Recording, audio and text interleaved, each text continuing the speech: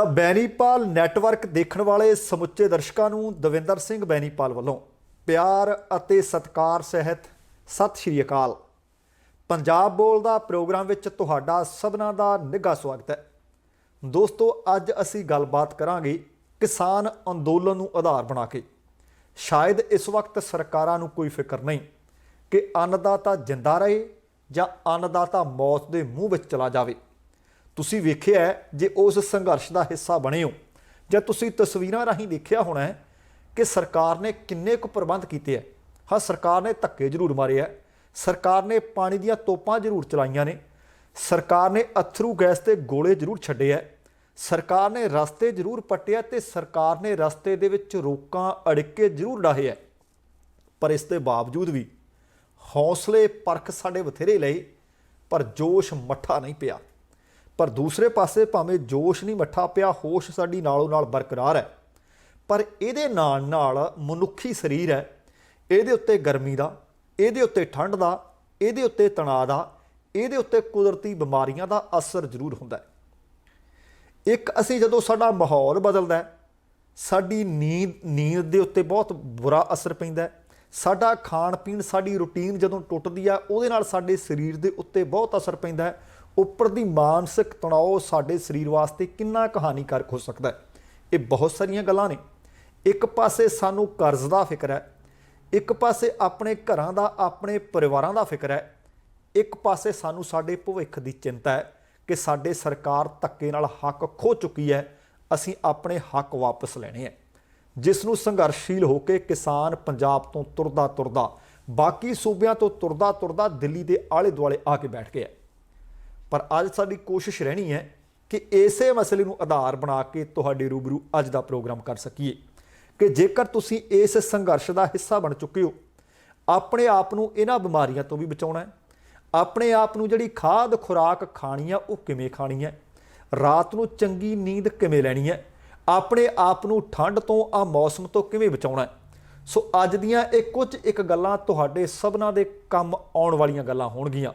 ਹੁਣ ਅਸੀਂ ਤੁਹਾਨੂੰ ਪਟਿਆਲੇ ਲੈ ਚੱਲਾਂਗੇ, ਜਿੱਥੇ ਉੱਘੀ ਸਮਾਜ ਸੇਵਿਕਾ ਅਤੇ ਸਪੈਸ਼ਲਿਸਟ ਡਾਕਟਰ ਬੀਬਾ ਹਰਸ਼ਿੰਦਰ ਕੌਰ ਅੱਜ ਸਾਡੇ ਮਹਿਮਾਨ ਰਹਿਣਗੇ।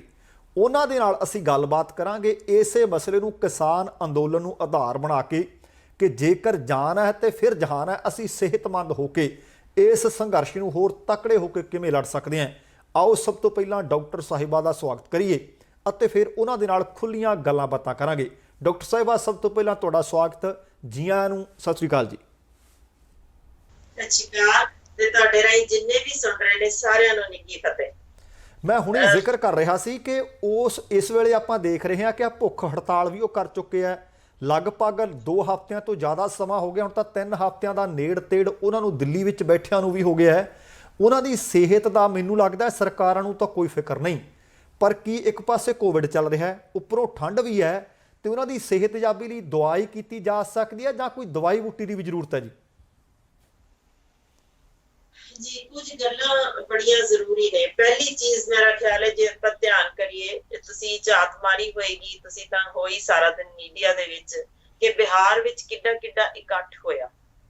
ਉਸ ਇਕੱਠ ਵਿੱਚ ਵੀ ਕੋਰੋਨਾ ਤੁਸੀਂ ਦੇਖਿਆ ਹੋਏਗਾ, ਉਹ ਮਹਾਮਾਰੀ ਜਿਸਨੇ ਲੱਖਾਂ ਤੋਲ ਦਿੱਤੇ ਨੇ, ਪਰ ਉਹਨੇ ਇਸ ਥਾਂ ਤੇ ਮਾਰ ਨਹੀਂ ਮਾਰੀ। ਫਿਰ ਤੁਸੀਂ ਝਾਤ ਮਾਰੋ ਕਿ ਸਾਡੇ ਪਿੰਡਾਂ ਵਿੱਚ, ਜੇ ਮੈਂ ਪੰਜਾਬ ਦੀ ਗੱਲ ਕਰਾਂ ਜਾਂ ਹਰਿਆਣੇ ਦੀ, ਤਾਂ ਪਿੰਡਾਂ ਵਿੱਚ ਓਨੀ ਵੱਡੀ ਪੱਧਰ ਤੇ ਕੋਰੋਨਾ ਨਹੀਂ ਫੈਲਿਆ ਤੇ ਨਾ ਹੀ ਉਹਨਾਂ ਨੂੰ ਓਨੀ ਮਾਰ ਸਕਿਆ ਜਿੰਨਾ ਸ਼ਹਿਰੀ ਮਰੀਜ਼ਾਂ ਨੂੰ। ਮੈਂ ਡਿਊਟੀਆਂ ਦੇ ਰਹੀ ਹਾਂ ਹੁਣ ਕੋਵਿਡ, ਇਸ ਕਰਕੇ ਦੱਸ ਰਹੀ ਹਾਂ ਕਿ ਉੱਥੇ ਵੀ ਸਾਡੇ ਕੋਲ ਵੱਡੀ ਗਿਣਤੀ ਸ਼ਹਿਰੀ ਹੀ ਪਹੁੰਚ ਰਹੇ ਨੇ, ਖਾਸ ਤੌਰ ਤੇ ਜਿਨ੍ਹਾਂ ਨੂੰ ਹੋਰ ਕੋਈ ਨਾਲ ਬਿਮਾਰੀਆਂ ਹੋਣ ਜਾਂ ਕੋਈ ਬਜ਼ੁਰਗ ਨੇ ਉਹੀ।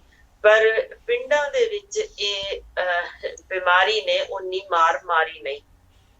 ਹੁਣ ਇੰਨੇ ਵੱਡੇ ਇਕੱਠ ਵਿੱਚ ਵੀ ਸੋਚਿਆ ਜਾ ਸਕਦਾ ਸੀ ਕਿ ਖੌਰੇ ਜਿੰਨੇ ਕੁ ਲੱਖਾਂ ਦੀ ਗਿਣਤੀ ਚ ਨੇ, ਹਜ਼ਾਰਾਂ ਦੀ ਗਿਣਤੀ ਵਿੱਚ ਕੋਰੋਨਾ ਦੇ ਮਰੀਜ਼ ਜ਼ਰੂਰ ਹੋਣਗੇ। ਪਰ ਧਿਆਨ ਕਰਿਓ, ਉੱਥੇ ਖੰਘ ਜ਼ੁਕਾਮ ਵੀ ਹੈ ਬਥੇਰਿਆਂ ਨੂੰ, ਪਰ ਇਹ ਕੋਰੋਨਾ ਨੇ ਕਿਸੇ ਨੂੰ ਚਪੇਟ ਵਿੱਚ ਨਹੀਂ ਲਿਆ ਜੀ। ਇੱਕ ਗੱਲ ਤਾਂ ਮੇਰਾ ਖਿਆਲ ਹੈ ਉੱਪਰ ਕੇ ਕਿਸੇ ਨਿਆਣੇ ਨੂੰ ਵੀ ਸਮਝ ਆ ਸਕਦੀ ਹੈ ਕਿ ਕੋਰੋਨਾ ਕਿਸ ਉੱਤੇ ਹੱਲਾ ਬੋਲ ਰਹੀ ਹੈ ਤੇ ਕਿਸ ਨੂੰ ਯਾਨੀ ਮਾਰਦੀ ਪਈ ਹੈ। ਪਹਿਲੀ ਚੀਜ਼ ਜੋ ਸਪਸ਼ਟ, ਜੋ ਕਿ ਹੁਣ ਵਰਲਡ ਹੈਲਥ ਆਰਗੇਨਾਈਜੇਸ਼ਨ ਵੀ ਮੰਨ ਰਿਹਾ ਕਿ ਜਿਹੜੇ ਪਿੰਡਾਂ ਵਿੱਚ ਘੱਟ ਬਿਮਾਰੀ ਕਰੋਨਾ ਵਰਗੀ ਮਹਾਮਾਰੀ ਫੈਲਣ ਦਾ ਕਾਰਨ ਇਹ ਹੈ ਕਿ ਉਹ ਮਿੱਟੀ ਵਿੱਚ ਮਿੱਟੀ ਦੇ ਨਾਲ ਹੁੰਦੇ ਰਹਿੰਦੇ ਨੇ। ਯਾਨੀ ਜਿੰਨਾ ਕੁਦਰਤ ਦੇ ਵਿੱਚ ਵਿਚਰੀਏ ਓਨਾ ਹੀ ਅਸੀਂ ਸੁਰੱਖਿਅਤ ਹੁੰਦੇ ਹਾਂ। ਜਿੰਨਾ ਕੁਦਰਤ ਤੋਂ ਪਰਾਂ ਜਾ ਕੇ ਅਸੀਂ ਕਹਿੰਦੇ ਹਾਂ ਅੱਜ ਇੰਨੇ ਸੈਨੀਟਾਈਜ਼ਰ ਤੇ ਇੰਨੀਆਂ ਇਮਿਊਨਿਟੀ ਵਧਾਉਣ ਦੀਆਂ ਚੀਜ਼ਾਂ ਅਸੀਂ ਤੁੰਨਣੀਆਂ ਨੇ, ਉਹ ਜਿੰਨੇ ਕੁ ਅਸੀਂ ਕੀਟਾਣੂਆਂ ਨੂੰ ਮਾਰਦੇ ਆ ਜੋ ਕਿ ਸਾਡੇ ਫਾਇਦੇ ਲਈ ਕੁਦਰਤ ਨੇ ਸਾਡੀ ਚਮੜੀ ਤੇ ਭੇਜੇ ਹੁੰਦੇ ਨੇ, ਉਹਨਾਂ ਨੂੰ ਮਾਰ ਦੇਣ ਦਾ ਕੀ ਨੁਕਸਾਨ ਹੁੰਦਾ ਉਹ ਸਾਡੇ ਸਾਹਮਣੇ ਹੈ। ਜੇ ਅਜੇ ਵੀ ਅਸੀਂ ਨਹੀਂ ਸਮਝ ਸਕੇ ਫਿਰ ਕਦੇ ਸਮਝਾਂਗੇ ਵੀ ਨਹੀਂ ਕਿ ਕੁਦਰਤ ਨਾਲ ਛੇੜਛਾੜ ਕਰਨੀ ਠੀਕ ਨਹੀਂ ਹੈ। ਸੋ ਪਹਿਲੀ ਚੀਜ਼ ਅਸੀਂ ਵਾਧੂ ਸੈਨੀਟਾਈਜ਼ਰ ਛੱਡ ਦਈਏ, ਤਾਜ਼ੀ ਹਵਾ ਵਿੱਚ ਸਾਹ ਲਈਏ, ਰੋਜ਼ਾਨਾ ਕਸਰਤ ਕਰੀਏ ਤੇ ਸੰਤੁਲਿਤ ਖੁਰਾਕ ਖਾਈਏ। ਉਹ ਸਾਨੂੰ ਤੰਦਰੁਸਤ ਰੱਖਦੀ ਹੈ, ਜੋ ਹੁਣ ਸਪਸ਼ਟ ਹੋ ਚੁੱਕਾ ਇੱਕ ਵਾਰ ਨਹੀਂ ਅਨੇਕ ਵਾਰ ਕਿ ਜਿੰਨੇ ਵੱਧ ਮੌਤਾਂ ਅਮਰੀਕਾ ਵਿੱਚ ਜਾਂ ਵਿਕਸਿਤ ਮੁਲਕਾਂ ਵਿੱਚ ਹੋਈਆਂ, ਉਹਨਾਂ ਸਾਰੀਆਂ ਥਾਵਾਂ ਤੇ ਬੱਚੇ ਨੂੰ ਮਿੱਟੀ ਨਾਲ ਛੂਹਣ ਵੀ ਨਹੀਂ ਦਿੱਤਾ ਜਾਂਦਾ ਕਿ ਨਹੀਂ ਇਹ ਮੈਲਾ ਹੋ ਜਾਏਗਾ, ਇਹਨੂੰ ਧੋਈ ਜਾਓ, ਸਾਫ਼ ਕਰੀ ਜਾਓ। ਇਹ ਚੀਜ਼ਾਂ ਮਾਰੂ ਸਾਬਤ ਹੋ ਰਹੀਆਂ ਨੇ। ਸੋ ਇਹ ਪਹਿਲੀ ਗੱਲ। ਦੂਜੀ ਚੀਜ਼ ਜੋ ਇੱਕ ਮੈਂ ਹੋਰ ਜ਼ਿਕਰ ਕਰਨਾ ਚਾਹੁੰਦੀ ਹਾਂ, ਜੋ ਕਿ ਸਾਡੀ ICMR, ਜੋ ਸਾਡੀ Indian council of medical research ਨੇ ਖੋਜ ਕੀਤੀ ਸੀ, ਉਹਦੇ ਤਹਿਤ ਵੀ ਉਹਨਾਂ ਨੇ 3 ਬਿਮਾਰੀਆਂ ਤੇ ਵੱਡੀ ਪੱਧਰ ਉੱਤੇ ਖੋਜ ਕੀਤੀ ਸੀ, ਜਿਸ ਚ ਪਹਿਲੀ ਸ਼ੱਕਰ ਰੋਗ, ਦੂਸਰਾ ਬਲੱਡ ਪ੍ਰੈਸ਼ਰ, ਤੀਸਰਾ ਓਬੈਸਿਟੀ, ਮੋਟਾਪੇ ਤੇ। ਸੋ ਇਹ 3 ਰੋਗ ਜਿਨ੍ਹਾਂ ਤੇ ਖੋਜ ਹੋਈ ਕਿ ਡਾਇਬਟੀਜ਼ ਯਾਨੀ ਸ਼ੱਕਰ ਰੋਗ, ਬਲੱਡ ਪ੍ਰੈਸ਼ਰ ਤੇ ਮੋਟਾਪਾ, ਇਹਦੇ ਵਿੱਚ ਜੋ ਖੋਜਾਂ ਸਾਹਮਣੇ ਆਈਆਂ ਉਹਨਾਂ ਨੇ ਦੱਸਿਆ ਕਿ ਪੰਜਾਬ ਦੇ ਵਿੱਚ, ਮੈਂ ਹੁਣ ਜ਼ਿਆਦਾ ਪੰਜਾਬ ਦੀ ਗੱਲ ਕਰਾਂਗੀ ਕਿਉਂਕਿ ਆਪਣੇ ਬਹੁਤ ਗਿਣਤੀ ਉੱਥੇ ਬੈਠੇ ਨੇ ਸਾਡੇ ਵੀਰ ਭੈਣ ਬਜ਼ੁਰਗ, ਦੇਖਿਆ ਗਿਆ ਕਿ ਪੰਜਾਬ ਦੇ ਵਿੱਚ ਲਗਭਗ 12 ਤੋਂ 13% ਲੋਕਾਂ ਨੂੰ ਸ਼ੱਕਰ ਰੋਗ ਹੈ। ਮਜ਼ੇਦਾਰ ਗੱਲ ਦੇਖੋ ਕਿ ਉਹ ਵੀ ਪੇਂਡੂ ਇਲਾਕਿਆਂ ਵਿੱਚ ਘੱਟ ਲੱਭਿਆ ਤੇ ਸ਼ਹਿਰੀ ਇਲਾਕਿਆਂ ਵਿੱਚ ਵੱਧ ਸੀ। ਇਹਦੇ ਕਾਰਨ ਕੀ ਮੈਂ ਉਹ ਦੱਸਦੀ ਹਾਂ, ਸਿਰਫ ਇੰਨਾ ਦੱਸਦੀ ਹਾਂ। ਇਸੇ ਤਰ੍ਹਾਂ ਬਲੱਡ ਪ੍ਰੈਸ਼ਰ ਦੇ ਵਾਧੇ ਦੇ ਵੀ ਉਹਨਾਂ ਨੇ ਕਿਹਾ ਕਿ 25 ਤੋਂ 30% ਨੇ ਪੰਜਾਬੀ ਜਿਹੜੇ ਇਹਦੇ ਸ਼ਿਕਾਰ ਨੇ, ਉਹਦੇ ਵਿੱਚ ਵੀ ਪੇਂਡੂ ਲੋਕਾਂ ਵਿੱਚ ਘੱਟ ਲੱਭਿਆ। ਫਿਰ ਮੋਟਾਪੇ ਦਾ ਜਿਹੜਾ ਉਹਨਾਂ ਨੇ ਅੰਕੜੇ ਲੱਭੇ ਉਹ ਬੇਹਿਸਾਬ ਸਨ, ਕਿਉਂਕਿ ਉਹ ਗਿਣਤੀ ਸੁੱਖ ਨਾਲ 50% ਤੋਂ ਉੱਪਰ ਟੱਪੀ ਪਈ ਹੈ। ਪਰ ਮੈਂ ਉਹਦੇ ਵਿੱਚ ਹੁਣ ਜ਼ਿਕਰ ਕਿਉਂ ਕਰਨਾ ਚਾਹੁੰਦੀ ਹਾਂ ਕਿ ਉਹਦੇ ਵਿੱਚ ਉਹਨਾਂ ਨੇ ਦੇਖਿਆ ਕਿ ਪੇਂਡੂ ਤੇ ਸ਼ਹਿਰੀ ਇਲਾਕੇ ਅੱਜ ਕੱਲ ਬਰਾਬਰ ਨੇ। ਇਹ ਬੜੀ ਮਾਇਨੇ ਰੱਖਦੀ ਜੇ ਚੀਜ਼। ਦੇਖੋ ਪਿੰਡਾਂ ਵਿੱਚ ਸਾਰਾ ਦਿਨ ਤੋਰਾ ਫੇਰਾ ਰਹਿਣਾ, ਫਿਰ ਕੰਮਕਾਰ ਕਰਨਾ, ਯਾਨੀ ਉਹਨਾਂ ਬਹਿ ਕੇ ਅਸੀਂ TV ਵੇਖਣ ਵਾਲੇ ਰੁਝਾਨ ਉਹਨੇ ਚ ਨਹੀਂ ਹੈ ਜਿੰਨਾ ਸ਼ਹਿਰੀ ਲੋਕਾਂ ਵਿੱਚ ਹੈ ਕਿ ਕਿਸੇ ਨੇ ਕੰਪਿਊਟਰ ਤੇ ਹੀ ਕੰਮ ਕਰਨਾ ਹੈ, ਕਿਸੇ ਦਾ ਕੰਮ ਹੀ ਮਿਸਾਲ ਵਜੋਂ ਡਾਕਟਰ ਨੇ ਬਹਿਣਾ ਹੀ ਹੈ, ਜਾਂ ਯਾਨੀ ਕਈ ਤਰ੍ਹਾਂ ਦੇ ਪੇਸ਼ੇ ਨੇ ਜਿੱਥੇ ਬੈਠਣਾ ਜ਼ਿਆਦਾ ਹੁੰਦਾ। ਤਾਂ ਫਿਰ ਆਖਰ ਕਿਉਂ ਪਿੰਡਾਂ ਵਿੱਚ ਇਹ ਵਾਧਾ ਹੋਇਆ? ਮੈਂ ਇਸੇ ਤੇ ਸ਼ਾਇਦ ਅੱਜ ਦੀ ਉਹਨਾਂ ਦੀ ਸਾਰੀ ਖੁਰਾਕ ਤੇ ਸਾਰੀਆਂ ਬਿਮਾਰੀਆਂ ਟਿਕੀਆਂ ਹੋਈਆਂ ਨੇ। ਦੇਖਣ ਵਿੱਚ ਇਹ ਆਇਆ ਕਿ ਚੰਡੀਗੜ੍ਹ ਦੇ ਵਿੱਚ ਉਹ ਲੋਕ ਜਿਹੜੇ ਬਿਹਾਰ ਜਾਂ UP ਤੋਂ ਆਏ ਸਨ, ਜਿਨ੍ਹਾਂ ਦੀ ਖੁਰਾਕ ਕਾਫੀ ਘੱਟ ਸੀ, ਉਹਨਾਂ ਵਿੱਚ ਸਗੋਂ ਇੱਕਦਮ ਦੇਖਿਆ ਗਿਆ ਕਿ ਸ਼ੱਕਰ ਰੋਗ, ਬਲੱਡ ਪ੍ਰੈਸ਼ਰ, ਮੋਟਾਪਾ ਉੱਥੋਂ ਦੀ ਚੰਡੀਗੜ੍ਹ ਦੀ ਵਸੋਂ ਨਾਲੋਂ 4 ਗੁਣਾ ਵੱਧ ਲੱਭਿਆ। ਕਾਰਨ ਇਹ ਸੀ ਕਿ ਜਿਵੇਂ ਉਹਨਾਂ ਦੇ ਸਰੀਰ ਢਲੇ ਹੋਏ ਸਨ ਉੱਥੋਂ ਦੀ ਖੁਰਾਕ ਖਾਣ ਦੇ, ਉਹਦੇ ਵਿੱਚ ਪਿਜ਼ਾ, ਬਰਗਰ, ਇਹ ਚੀਜ਼ਾਂ ਜਦੋਂ ਉਹਨਾਂ 'ਚ ਅੰਦਰ ਵੜਦੀਆਂ ਗਈਆਂ, ਉਹ ਜਿਵੇਂ ਨਵੀਂ ਚੀਜ਼ ਕਾਰਨ ਵੱਧ ਖਾਧਾ ਜਾਣਾ, ਉਸਨੇ ਅਲਟੀਮੇਟਲੀ ਉਹਨਾਂ ਦੇ ਸਰੀਰਾਂ ਨੂੰ ਢਾ ਲਿਆ। ਬਿਲਕੁਲ ਇਹੋ ਕੁਝ ਸਾਡੇ ਪਿੰਡਾਂ ਵਿੱਚ ਹੋ ਰਿਹਾ, ਜਿੱਥੇ ਨਾਰਮਲ ਸਾਡੀ ਖੁਰਾਕ, ਜਿਹਦੇ ਵਿੱਚ ਅਸੀਂ ਕਹਿ ਸਕਦੇ ਹਾਂ ਕਿ ਅਸੀਂ ਜੋ ਆਮ ਕਣਕ ਖਾ ਰਹੇ ਹਾਂ ਜਾਂ ਅਸੀਂ ਸਬਜ਼ੀਆਂ ਜਾਂ ਦਾਲਾਂ ਖਾਂਦੇ ਪਏ ਸਾਂ, ਉਹਨਾਂ ਦੇ ਵਿੱਚ ਜਿਵੇਂ ਇਹ ਬਰਗਰ, ਪਿਜ਼ਾ ਆਣੇ ਸ਼ੁਰੂ ਹੋਏ, ਇਹਨਾਂ ਦੇ ਵਿਚਲੇ ਟਰਾਂਸ ਫੈਟੀ ਐਸਿਡ, ਇਹਨਾਂ ਵਿਚਲਾ ਵਾਧੂ ਲੂਣ, ਉਹਨਾਂ ਨੇ ਸਗੋਂ ਹੁਣ ਮਾਰਨੀ ਸ਼ੁਰੂ ਕੀਤੀ ਹੈ, ਜਿਸ ਵਿੱਚ ਕਿ ਮੋਟਾਪੇ ਦੇ ਸ਼ਿਕਾਰ ਸਾਡੇ ਪਿੰਡਾਂ ਦੇ ਬੱਚੇ, ਜਿਨ੍ਹਾਂ ਦਾ ਉਹਨਾਂ ਹੁਣ ਤੋਰਾ ਫੇਰਾ ਨਹੀਂ, ਜਿੰਨਾ ਹੋਣਾ ਚਾਹੀਦਾ ਸੀ ਅੱਗੇ, ਜਾਂ ਖੇਤਾਂ 'ਚ ਕੰਮ ਸੀ, ਕਿਉਂਕਿ ਕੁਛ ਥਾਵੀਂ ਮਜ਼ਦੂਰ ਕਰਨ ਲੱਗ ਗਏ ਕੰਮ। ਸੋ ਕੰਮ ਘਟਣ ਕਾਰਨ ਉਹ ਮੋਟਾਪੇ ਦੇ ਸ਼ਿਕਾਰ ਹੋਣ ਦਾ ਮਤਲਬ ਇਹ ਹੈ, ਉਹਨਾਂ ਦੀਆਂ ਜਿਹੜੀਆਂ ਨਸਾਂ ਹੁੰਦੀਆਂ ਨੇ, ਹੁਣ ਇਹ ਕਿਵੇਂ ਮਾਰਦੀ ਹੈ ਕਿ ਇਹ ਸਾਡੇ 2 ਸਾਲ ਦੀ ਉਮਰ ਤੋਂ, ਪਹਿਲਾਂ ਧਿਆਨ ਕਰੋ, 2 ਸਾਲ ਦੀ ਉਮਰ ਤੋਂ ਸਾਡੇ ਨਾੜੀਆਂ ਦੇ ਅੰਦਰ ਥਿੰਦੇ ਦਾ ਯਾਨੀ ਆਕਾਰ ਜੋ ਵਧਣਾ ਸ਼ੁਰੂ ਹੁੰਦਾ, ਜਿਹਨੂੰ ਐਥਰੋਸਕਲੇਰੋਸਿਸ ਅਸੀਂ ਕਹਿੰਦੇ ਆ, ਉਹ 2 ਸਾਲ ਦੀ ਉਮਰ ਤੋਂ ਹਰ ਇੱਕ ਦੇ ਸਰੀਰ 'ਚ ਸ਼ੁਰੂ ਹੋ ਜਾਣਾ ਹੁੰਦਾ ਜੀ। ਜਿਵੇਂ ਜਿਵੇਂ ਕਸਰਤ ਕਰਦੇ ਆ ਜਾਂ ਸਾਡੀ ਖੁਰਾਕ ਠੀਕ ਰਹਿੰਦੀ ਹੈ, ਉਹਦੀ ਵਧਣ ਦੀ ਸਿਰਫ ਦਰ ਘਟਦੀ ਹੈ, ਵਰਨਾ ਉਹਨੇ ਤੁਰਦੇ ਰਹਿਣਾ, ਉਹਨੇ ਰੁਕਣਾ ਨਹੀਂ। ਹੁਣ ਹੁੰਦਾ ਕੀ, ਜਿਵੇਂ ਅੱਜ ਸਾਡੇ ਕਿਸਾਨ ਵੀਰ ਉੱਥੇ ਬੈਠੇ ਨੇ, ਜਿਨ੍ਹਾਂ ਦਾ ਅਜੇ ਸੰਤੁਲਿਤ ਸਭ ਕੰਮ ਚੱਲ ਰਿਹਾ ਸੀ, ਉਸ ਥਾਂ ਤੇ ਹੁਣ ਮਾਰ ਕੀ ਮਾਰਦੀ ਪਈ, ਜੇ ਠੰਡ ਵੀ ਹੈ ਉੱਥੇ ਕਸਰਤ ਦੀ ਓਨੀ ਕਮੀ ਵੀ ਹੈ, ਅਸੀਂ ਉੱਥੇ ਪਿੰਡਾਂ 'ਚ ਨਹੀਂ ਜਾ ਰਹੇ ਉਹਨਾਂ, ਤੇ ਫਿਰ ਉੱਥੇ ਥੋੜਾ ਬਹੁਤ ਤਣਾਅ ਵੀ ਹੈ। ਤਣਾਅ ਮਤਲਬ ਇਹ ਨਹੀਂ ਕਿ ਉਹ ਚੜ੍ਹਦੀ ਕਲਾ ਛੱਡ ਚੁੱਕੇ ਨੇ ਜਾਂ ਉਹਨਾਂ ਨੂੰ ਜਿੱਤ ਦੇ ਆਸਾਰ ਘੱਟ ਨੇ, ਉਸ ਪੱਖੋਂ ਨਹੀਂ, ਪਰ ਕਈਆਂ ਦੇ ਹੋ ਸਕਦਾ ਘਰ ਬਿਮਾਰ ਮਾਂ ਹੋਵੇ, ਕਈਆਂ ਦਾ ਬੱਚਾ ਕੋਈ ਤਕਲੀਫ 'ਚ ਹੈ ਜਿਹਨੂੰ ਲੋੜ ਏ, ਕਿਸੇ ਦਾ ਕੋਈ ਆਪਰੇਸ਼ਨ ਹੋਣਾ ਸੀ ਉਸ ਪੱਖੋਂ, ਜਾਂ ਕੋਈ ਅੱਗੇ ਹੀ ਕੈਂਸਰ ਦੀ ਮਾਰ ਚੱਲਿਆ ਹੋਇਆ, ਯਾਨੀ ਬਹੁਤ ਚੀਜ਼ਾਂ ਨੇ ਜਿਹੜੀਆਂ ਤਣਾਅ ਦਾ ਇੱਕ ਸਾਧਨ ਬਣ ਜਾਂਦੀਆਂ।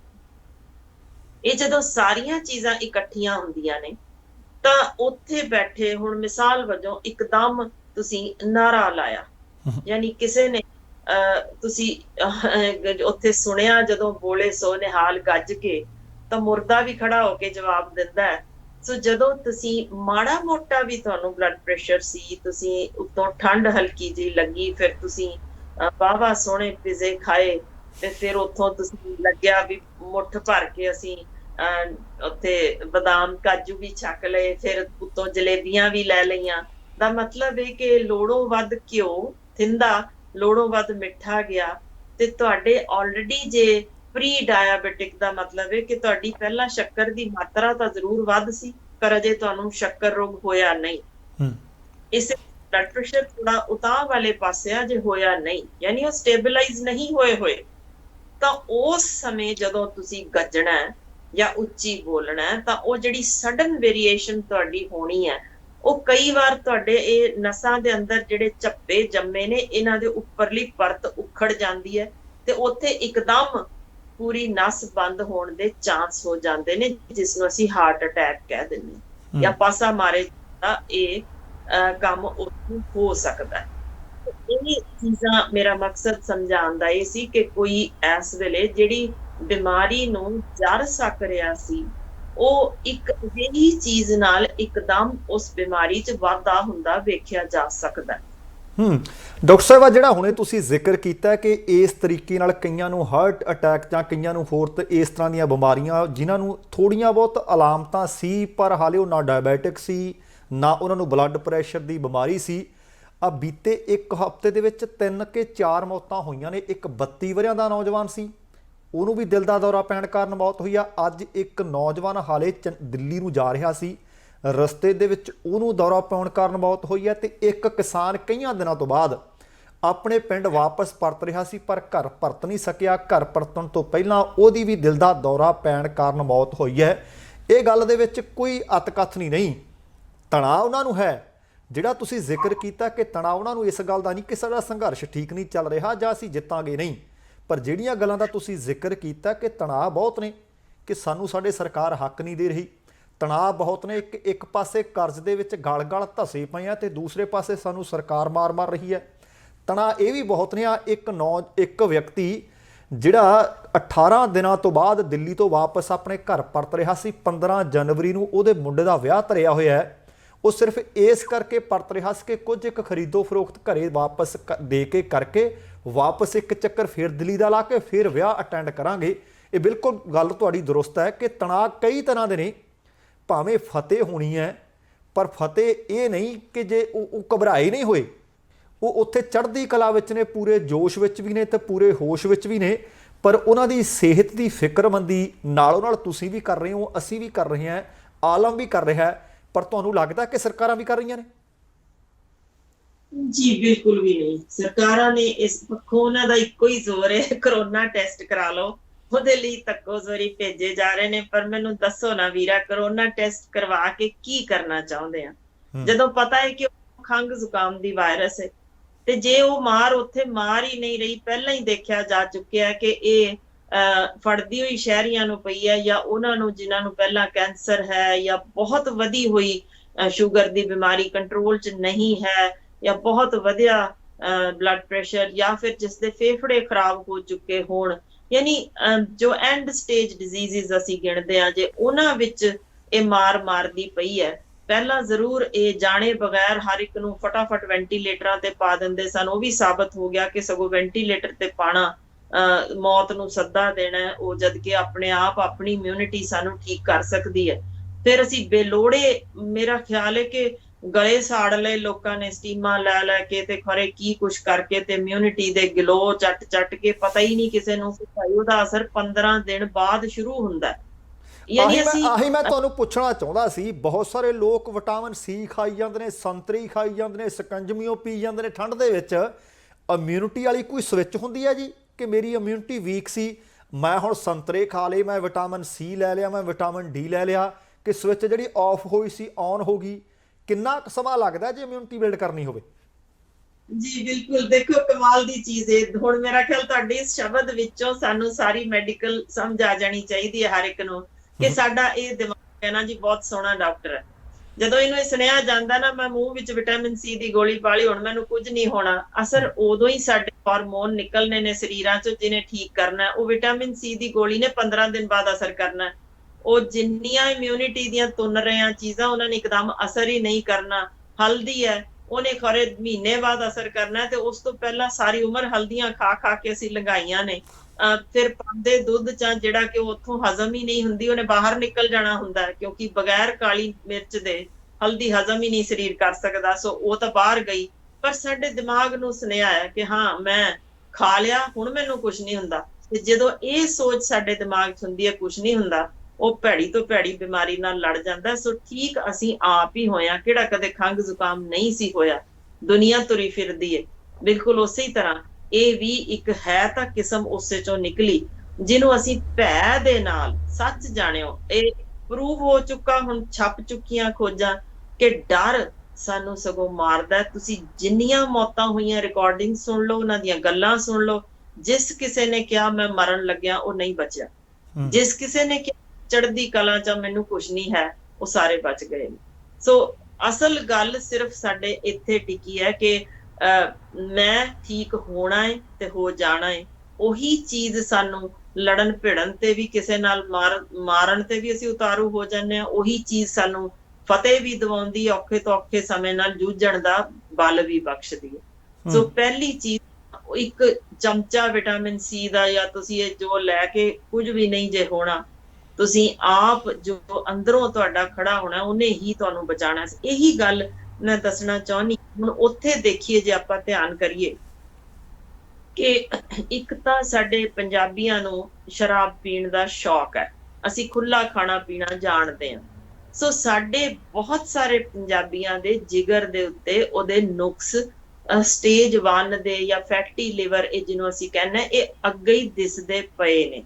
ਮੇਰਾ ਕਹਿਣ ਦਾ ਭਾਵ, ਮੈਂ ਕੋਈ ਸ਼ਰਾਬ ਦੇ ਖਿਲਾਫ ਜਾਂ ਨਸ਼ੇ ਦੇ ਖਿਲਾਫ ਦੀ ਗੱਲ ਨਹੀਂ ਕਰ ਰਹੀ, ਮੈਂ ਬਿਮਾਰੀ ਦੀ ਗੱਲ ਕਰ ਰਹੀ ਹਾਂ ਕਿ ਕਿਉਂ ਸਾਡੇ ਨੌਜਵਾਨ ਇੱਕਦਮ ਫਿਰ ਤੁਰਦੇ ਨੇ, ਕੀ ਆਖਰ ਹੋ ਰਿਹਾ। ਕਿਉਂਕਿ ਅਜਿਹੇ ਮੌਕੇ ਜਿੱਥੇ ਇੱਕਦਮ ਤੁਸੀਂ ਜਲਾਉ ਚਾਹੁੰਦੇ ਹੋ, ਤੁਸੀਂ ਜੈਕਾਰਾ ਵੀ ਬੁਲਾਇਆ, ਇੱਕਦਮ ਗੁੱਸਾ ਵੀ, ਭੜਕ ਵੀ ਜਾਂਦੇ ਆ ਜਦੋਂ ਬਿਆਨ ਸੁਣਦੇ ਆ ਕੋਈ ਮਾੜੇ ਸਰਕਾਰ ਦੇ। ਸੋ ਜਿਵੇਂ ਮੈਂ ਦੱਸਿਆ ਕਿ ਹੁਣ ਇਹ ਸਾਰਾ ਠੰਡ ਦਾ, ਕਿਉਂਕਿ ਜਿਸ ਤਰੀਕੇ ਮਾੜਾ ਪ੍ਰਭਾਵ ਪੈਂਦਾ, ਉਸ ਤੋਂ ਬਚਣ ਲਈ ਸਾਨੂੰ ਵਾਰਮਰ ਜੋ ਕਿ ਸਰੀਰ ਦੇ ਨਾਲ ਨਿੱਘ ਦਿੰਦੇ ਨੇ, ਉਹ ਪਾਣੇ ਬਹੁਤ ਜ਼ਰੂਰੀ ਨੇ।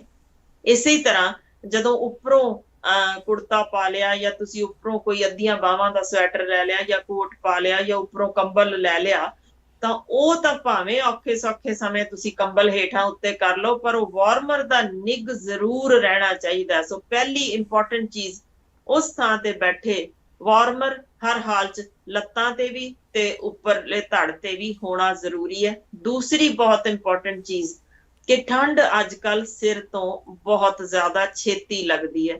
ਸੋ ਸਿਰ ਜ਼ਰੂਰ ਕੱਜਿਆ ਹੋਣਾ ਚਾਹੀਦਾ। ਸੋ ਇਹ ਧਿਆਨ ਰੱਖਣ ਦੀ ਲੋੜ ਹੈ, ਕਿਉਂਕਿ ਉੱਥੋਂ ਠੰਡ ਫੜ ਲੈਂਦੇ ਆ। ਫਿਰ ਦੂਸਰੀ ਜਿਹੜੀ ਹੋਰ ਠੰਡ ਤੋਂ ਇਲਾਵਾ ਜਿਹੜੀਆਂ ਜ਼ਰੂਰੀ ਗੱਲਾਂ ਨੇ ਕਿ ਉੱਥੇ ਖਾਣ ਪੀਣ ਨੂੰ, ਜਿਵੇਂ ਗੱਲ ਇਸ ਤਰ੍ਹਾਂ ਹੁੰਦੀ ਹੈ, ਸਾਡਾ ਸਰੀਰ ਇਦਾਂ ਦਾ ਸਿਸਟਮ ਬਣਿਆ ਹੁੰਦਾ ਪਹਿਲਾਂ ਤੋਂ, ਜਿਵੇਂ ਖੇਤਾਂ 'ਚ ਗਏ 11 ਵਜੇ ਰੋਟੀ ਖਾਧੀ, ਇੱਕ ਵਾਰ ਰਾਤ ਨੂੰ ਖਾਧੀ ਤੇ ਸਾਰਾ ਦਿਨ ਕੰਮ ਤੇ ਤੁਰੇ ਰਹਿੰਦੇ ਨੇ। ਹੁਣ ਕਿਉਂਕਿ ਉਸ ਤਰੀਕੇ ਦਾ ਕੰਮ ਨਹੀਂ ਹੈ ਤੇ ਦੇਖਿਆ ਜਾ ਰਿਹਾ ਕਿ ਖਾਣ ਨੂੰ ਯਾਨੀ ਜਲੇਬੀਆਂ ਵੀ ਨੇ, ਪਿੰਨੀਆਂ ਵੀ ਨੇ, ਤੋਂ ਲੈ ਕੇ ਕਾਜੂ ਬਦਾਮ ਤੋਂ ਲੈ ਕੇ ਤੇ ਹੁਣ ਤਾਂ ਗੋਲ ਗੱਪੇ ਵੀ ਨੇ ਤੇ ਜੋ ਦੁਨੀਆ ਜਹਾਨ ਦੇ 버ਗਰ ਪੀਜ਼ਾ ਸਭ ਚੀਜ਼ਾਂ ਖਾਣ ਨੂੰ ਕਿਉਂਕਿ ਮੌਜੂਦ ਨੇ ਤੇ ਉਹ ਤੁਰਦੇ ਫਿਰਦੇ ਵੈਸੇ ਹੀ ਬੇਲੋੜਾ ਖਾਦਾ ਜਾਂਦਾ ਹੈ, ਕਿਉਂਕਿ ਇਸ ਤਰ੍ਹਾਂ ਥੋੜਾ ਬਹੁਤ ਮੇਲੇ ਵਰਗਾ ਮਾਹੌਲ ਵੀ ਬਣ ਜਾਂਦਾ ਜਿੱਥੇ ਸੋ ਫਾਲਤੂ ਖਾਦਾ ਜਾਂਦਾ ਤੇ ਓਨੀ ਕਿਉਂਕਿ ਤੋਰਾ ਫੇਰਾ ਨਹੀਂ ਹੈ, ਤੁਸੀਂ ਬਹਿ ਜਾਣਾ ਤਾਂ ਉਹ ਇਹਦਾ ਮਤਲਬ ਹੈ ਤੁਹਾਡੇ ਸਰੀਰ ਵਿੱਚ ਵਾਧੂ ਲੂਣ, ਵਾਧੂ ਘਿਓ, ਵਾਧੂ ਮਿੱਠਾ ਜਮਾ ਹੋਣਾ ਸ਼ੁਰੂ ਹੋ ਗਿਆ, ਜੋ ਤੁਹਾਡਾ ਅਸਲ ਫਿਰ ਬਿਮਾਰੀ ਦੀ ਯਾਨੀ ਸ਼ੁਰੂਆਤ ਜੋ ਪਹਿਲਾਂ ਹੋ ਚੁੱਕੀ ਉਸ 'ਚ ਵਾਧਾ ਕਰ ਸਕਦਾ। ਸੋ ਖੁਰਾਕ ਇਹਦਾ ਮਤਲਬ ਹੈ ਕੀ ਲਿਆ ਜਾਵੇ ਜੀ। ਜ਼ਰੂਰੀ ਗੱਲ ਪਹਿਲੀ, ਸਾਡਾ ਪੰਜਾਬੀਆਂ ਦਾ ਖਾਣਾ ਵੈਸੇ ਬਾ ਕਮਾਲ ਹੈ। ਜਿੰਨੀ ਵਾਰ ਵੀ ਖੋਜ ਕਰਕੇ ਵੇਖੀਆਂ ਗਈਆਂ ਨੇ, ਕਹਿੰਦੇ ਨੇ ਦੁਨੀਆ ਭਰ 'ਚ ਸਭ ਤੋਂ ਵਧੀਆ ਖੁਰਾਕ ਜੋ ਖਾਂਦੇ ਨੇ ਪੰਜਾਬੀ ਖਾਂਦੇ ਨੇ। ਸੋ ਪਹਿਲੀ ਚੀਜ਼ ਤਾਂ ਸਾਡੀ ਜੋ ਅਸੀਂ ਕਣਕ ਛਾਣ ਬੂਰੇ ਵਾਲੀ ਉੱਥੇ ਵਰਤੀ ਜਾਵੇ, ਯਾਨੀ ਛਾਣਿਆ ਹੋਇਆ ਆਟਾ ਨਾ ਲਿਆ ਜਾਵੇ। ਬਾਥੂ ਬਾ ਕਮਾਲ ਜੇ ਇਸ ਵੇਲੇ ਉਹ ਜਿਸ ਤਰ੍ਹਾਂ ਗਰਮੀ ਵੀ ਦਿੰਦਾ ਜੇ ਤੇ ਜਿਸ ਤਰੀਕੇ ਉਹ ਸਾਡੇ ਸਾਰੇ ਟੋਟਲ ਜੋ ਅਸੀਂ ਵਿਟਾਮਿਨਸ, ਟੋਟਲ ਜੋ ਅਸੀਂ ਮਿਨਰਲ ਸੋਚਦੇ ਹਾਂ ਸੰਪੂਰਨ ਖੁਰਾਕ ਦੇ ਵਾਂਗੂ ਆ ਸਕਦਾ ਜੇ।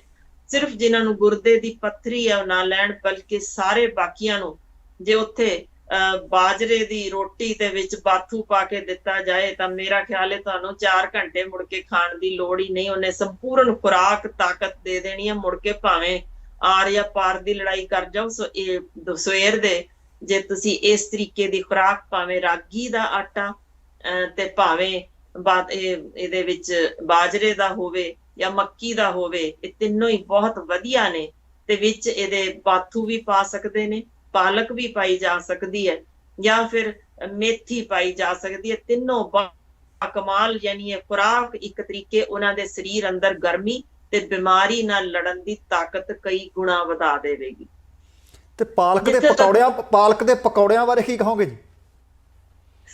ਜੀ ਮੈਂ ਆ ਰਹੀ ਸਾਂ ਘਿਓ ਤੇ ਖੰਡ ਤੇ ਮੈਂ ਪਹਿਲਾਂ ਥੋੜਾ ਜਿਹਾ ਇਹਨਾਂ ਨੂੰ ਦੱਸ ਦੇਵਾਂ ਕਿ ਖੁਰਾਕ ਇਸ ਵੇਲੇ ਨਾਸ਼ਤੇ 'ਚ ਕੀ ਲੈ ਸਕਦੇ ਨੇ। ਮੈਂ ਪਕੌੜਿਆਂ ਤੇ ਜ਼ਰੂਰ ਗੱਲ ਕਰਾਂਗੀ। ਪੰਜਾਬੀ ਪਕੌੜੇ ਬਗੈਰ ਨਹੀਂ ਰਹਿ ਸਕਦੇ ਤੇ ਮੇਰੀ ਕੀ ਔਕਾਤ ਹੈ ਮੈਂ ਰੋਕਦਿਆਂ ਪਕੌੜੇ ਖਾਣ ਤੋਂ, ਪਰ ਕਿੰਨੇ ਇਹ ਜ਼ਰੂਰ ਗੱਲ ਕਰਾਂਗੇ। ਪਿੰਨੀਆਂ ਉੱਥੇ ਕਾਫੀ ਮਿਲ ਰਹੀਆਂ ਨੇ, ਮੈਂ ਜ਼ਰੂਰ ਉਹਨਾਂ ਨੂੰ ਦੱਸ ਦਿਆਂ। ਦੇਸੀ ਘਿਓ ਬਹੁਤ ਵਧੀਆ ਜੇ, ਮੈਂ ਉਹਦੇ ਖਿਲਾਫ ਨਹੀਂ ਆ, ਪਰ ਕੋਸ਼ਿਸ਼ ਕਰੋ ਅਲਸੀ ਦੀਆਂ ਪਿੰਨੀਆਂ ਜਿਸ 'ਚ ਦੇਸੀ ਘਿਓ ਥੋੜਾ ਘੱਟ ਹੋਵੇ, ਖੰਡ ਨਾ ਬਰਾਬਰ ਹੋਵੇ, ਬਹੁਤ ਥੋੜਾ ਮਿੱਠਾ ਵਾਲੀ ਜਿਹੜੀ ਉਹ ਲਈਆਂ ਜਾਣ ਤਾਂ ਇਹ ਨਾਸ਼ਤੇ ਵਿੱਚ ਇਹ ਵੀ ਕਮਾਲ ਤੁਹਾਡਾ ਕਰ ਸਕਦੀਆਂ ਨੇ। ਜਾਂ ਜੇ ਨਾਸ਼ਤਾ ਰੱਜ ਕੇ ਲੈ ਲਿਆ ਤਾਂ ਫਿਰ ਇਹ ਅੱਧ ਵਿਚਕਾਰ ਵਾਲੇ ਸਮੇਂ ਜਦੋਂ ਤੁਸੀਂ ਚਾਹ ਲੈਣੀ ਹੈ ਉਦੋਂ ਲਈ ਜਾ ਸਕਦੀ ਹੈ। ਸਭ ਤੋਂ ਵੱਧ ਜ਼ਰੂਰੀ ਇਸ ਸਮੇਂ ਹੈ ਕਿ ਤੁਸੀਂ ਮਿੱਠਾ ਉਸ ਥਾਂ ਤੇ, ਕਿਉਂਕਿ ਬਹੁਤਾ ਕੰਮ ਨਹੀਂ ਕੀਤਾ ਜਾ ਰਿਹਾ, ਮਿੱਠਾ ਲਗਭਗ ਨਾ ਬਰਾਬਰ ਲਿਆ ਜਾਏ ਤਾਂ ਚੰਗੀ ਗੱਲ ਹੈ। ਜਿਵੇਂ ਚਾਹ ਜਾਂ ਤੁਸੀਂ ਉੱਥੇ ਕੁਛ ਲੈਣਾ, ਕਿਉਂਕਿ ਉੱਥੇ ਸੋਡੇ ਠੰਡੇ ਕੋਲਡ ਡਰਿੰਕਸ ਬਥੇਰੀਆਂ ਨੇ, ਉਹ ਨਾ ਲਈਆਂ ਜਾਣ ਤਾਂ ਚੰਗੀ ਗੱਲ ਹੈ। ਤੁਸੀਂ ਸਕੰਜਵੀ ਲੈ ਸਕਦੇ ਹੋ, ਉਹ ਬਹੁਤ ਅੱਛੀ ਜੇ, ਪਰ ਮਿੱਠਾ ਲਗਭਗ ਨਾ ਬਰਾਬਰ ਰੱਖਿਆ ਜਾਵੇ ਤਾਂ ਬਹੁਤ ਵਧੀਆ ਰਹੇਗਾ। ਯਾਨੀ ਗੁੜ ਹੋਵੇ, ਸ਼ੱਕਰ ਹੋਵੇ, ਸ਼ਹਿਦ ਹੋਵੇ ਜਾਂ ਖੰਡ ਹੋਵੇ, 24 ਘੰਟਿਆਂ ਵਿੱਚ 2 ਚਮਚੇ ਤੋਂ ਉੱਪਰ ਕਿਸੇ ਹਾਲ ਵਿੱਚ ਨਹੀਂ ਜਾਣੀ। ਸੋ ਉਸ ਹਿਸਾਬ ਨਾਲ ਲਿਆ ਜਾਵੇ ਕਿ ਨਹੀਂ ਲੈਣਾ। ਯਾਨੀ ਜੇ ਤੁਸੀਂ ਇੱਕ ਜਲੇਬੀ ਖਾ ਗਏ ਹੋ ਤਾਂ ਬਾਕੀ ਦਿਨ ਸਤਿ ਸ਼੍ਰੀ ਅਕਾਲ ਕਰਦੇ ਹੋ, ਮਿੱਠੇ ਨੂੰ ਬਹੁਤ ਹੈ। ਜੇ ਇੱਕ ਪਿੰਨੀ ਮਿੱਠੀ ਖਾ ਗਏ ਹੋ ਫਿਰ ਬਾਕੀ ਸਾਰਾ ਦਿਨ ਮਿੱਠਾ ਨਾ ਲਓ। ਭੈਣ ਜੀ ਤੁਹਾਡੀਆਂ ਸਾਰੀਆਂ ਗੱਲਾਂ ਮੰਨਣ ਵਾਲੀਆਂ ਨੇ, ਪਰ ਆਹ ਮੰਨਣੀ ਥੋੜੀ ਜਿਹੀ ਸਾਡੇ ਵਾਸਤੇ ਔਖੀ ਹੈ ਕਿ ਇੱਕ ਜਲੇਬੀ ਖਾ ਕੇ ਸਾਰਾ ਦਿਨ ਕਹੀਏ ਹੋਰ ਜਲੇਬੀ ਨਹੀਂ, ਇੱਕ ਪਿੰਨੀ ਖਾ ਕੇ ਕਹੀਏ ਸਾਰਾ ਦਿਨ ਹੋਰ ਪਿੰਨੀ ਨਹੀਂ। ਇਹਦਾ ਕੋਈ ਹੋਰ ਅਲਟਰਨੇਟਿਵ ਹੈਗਾ ਜੀ?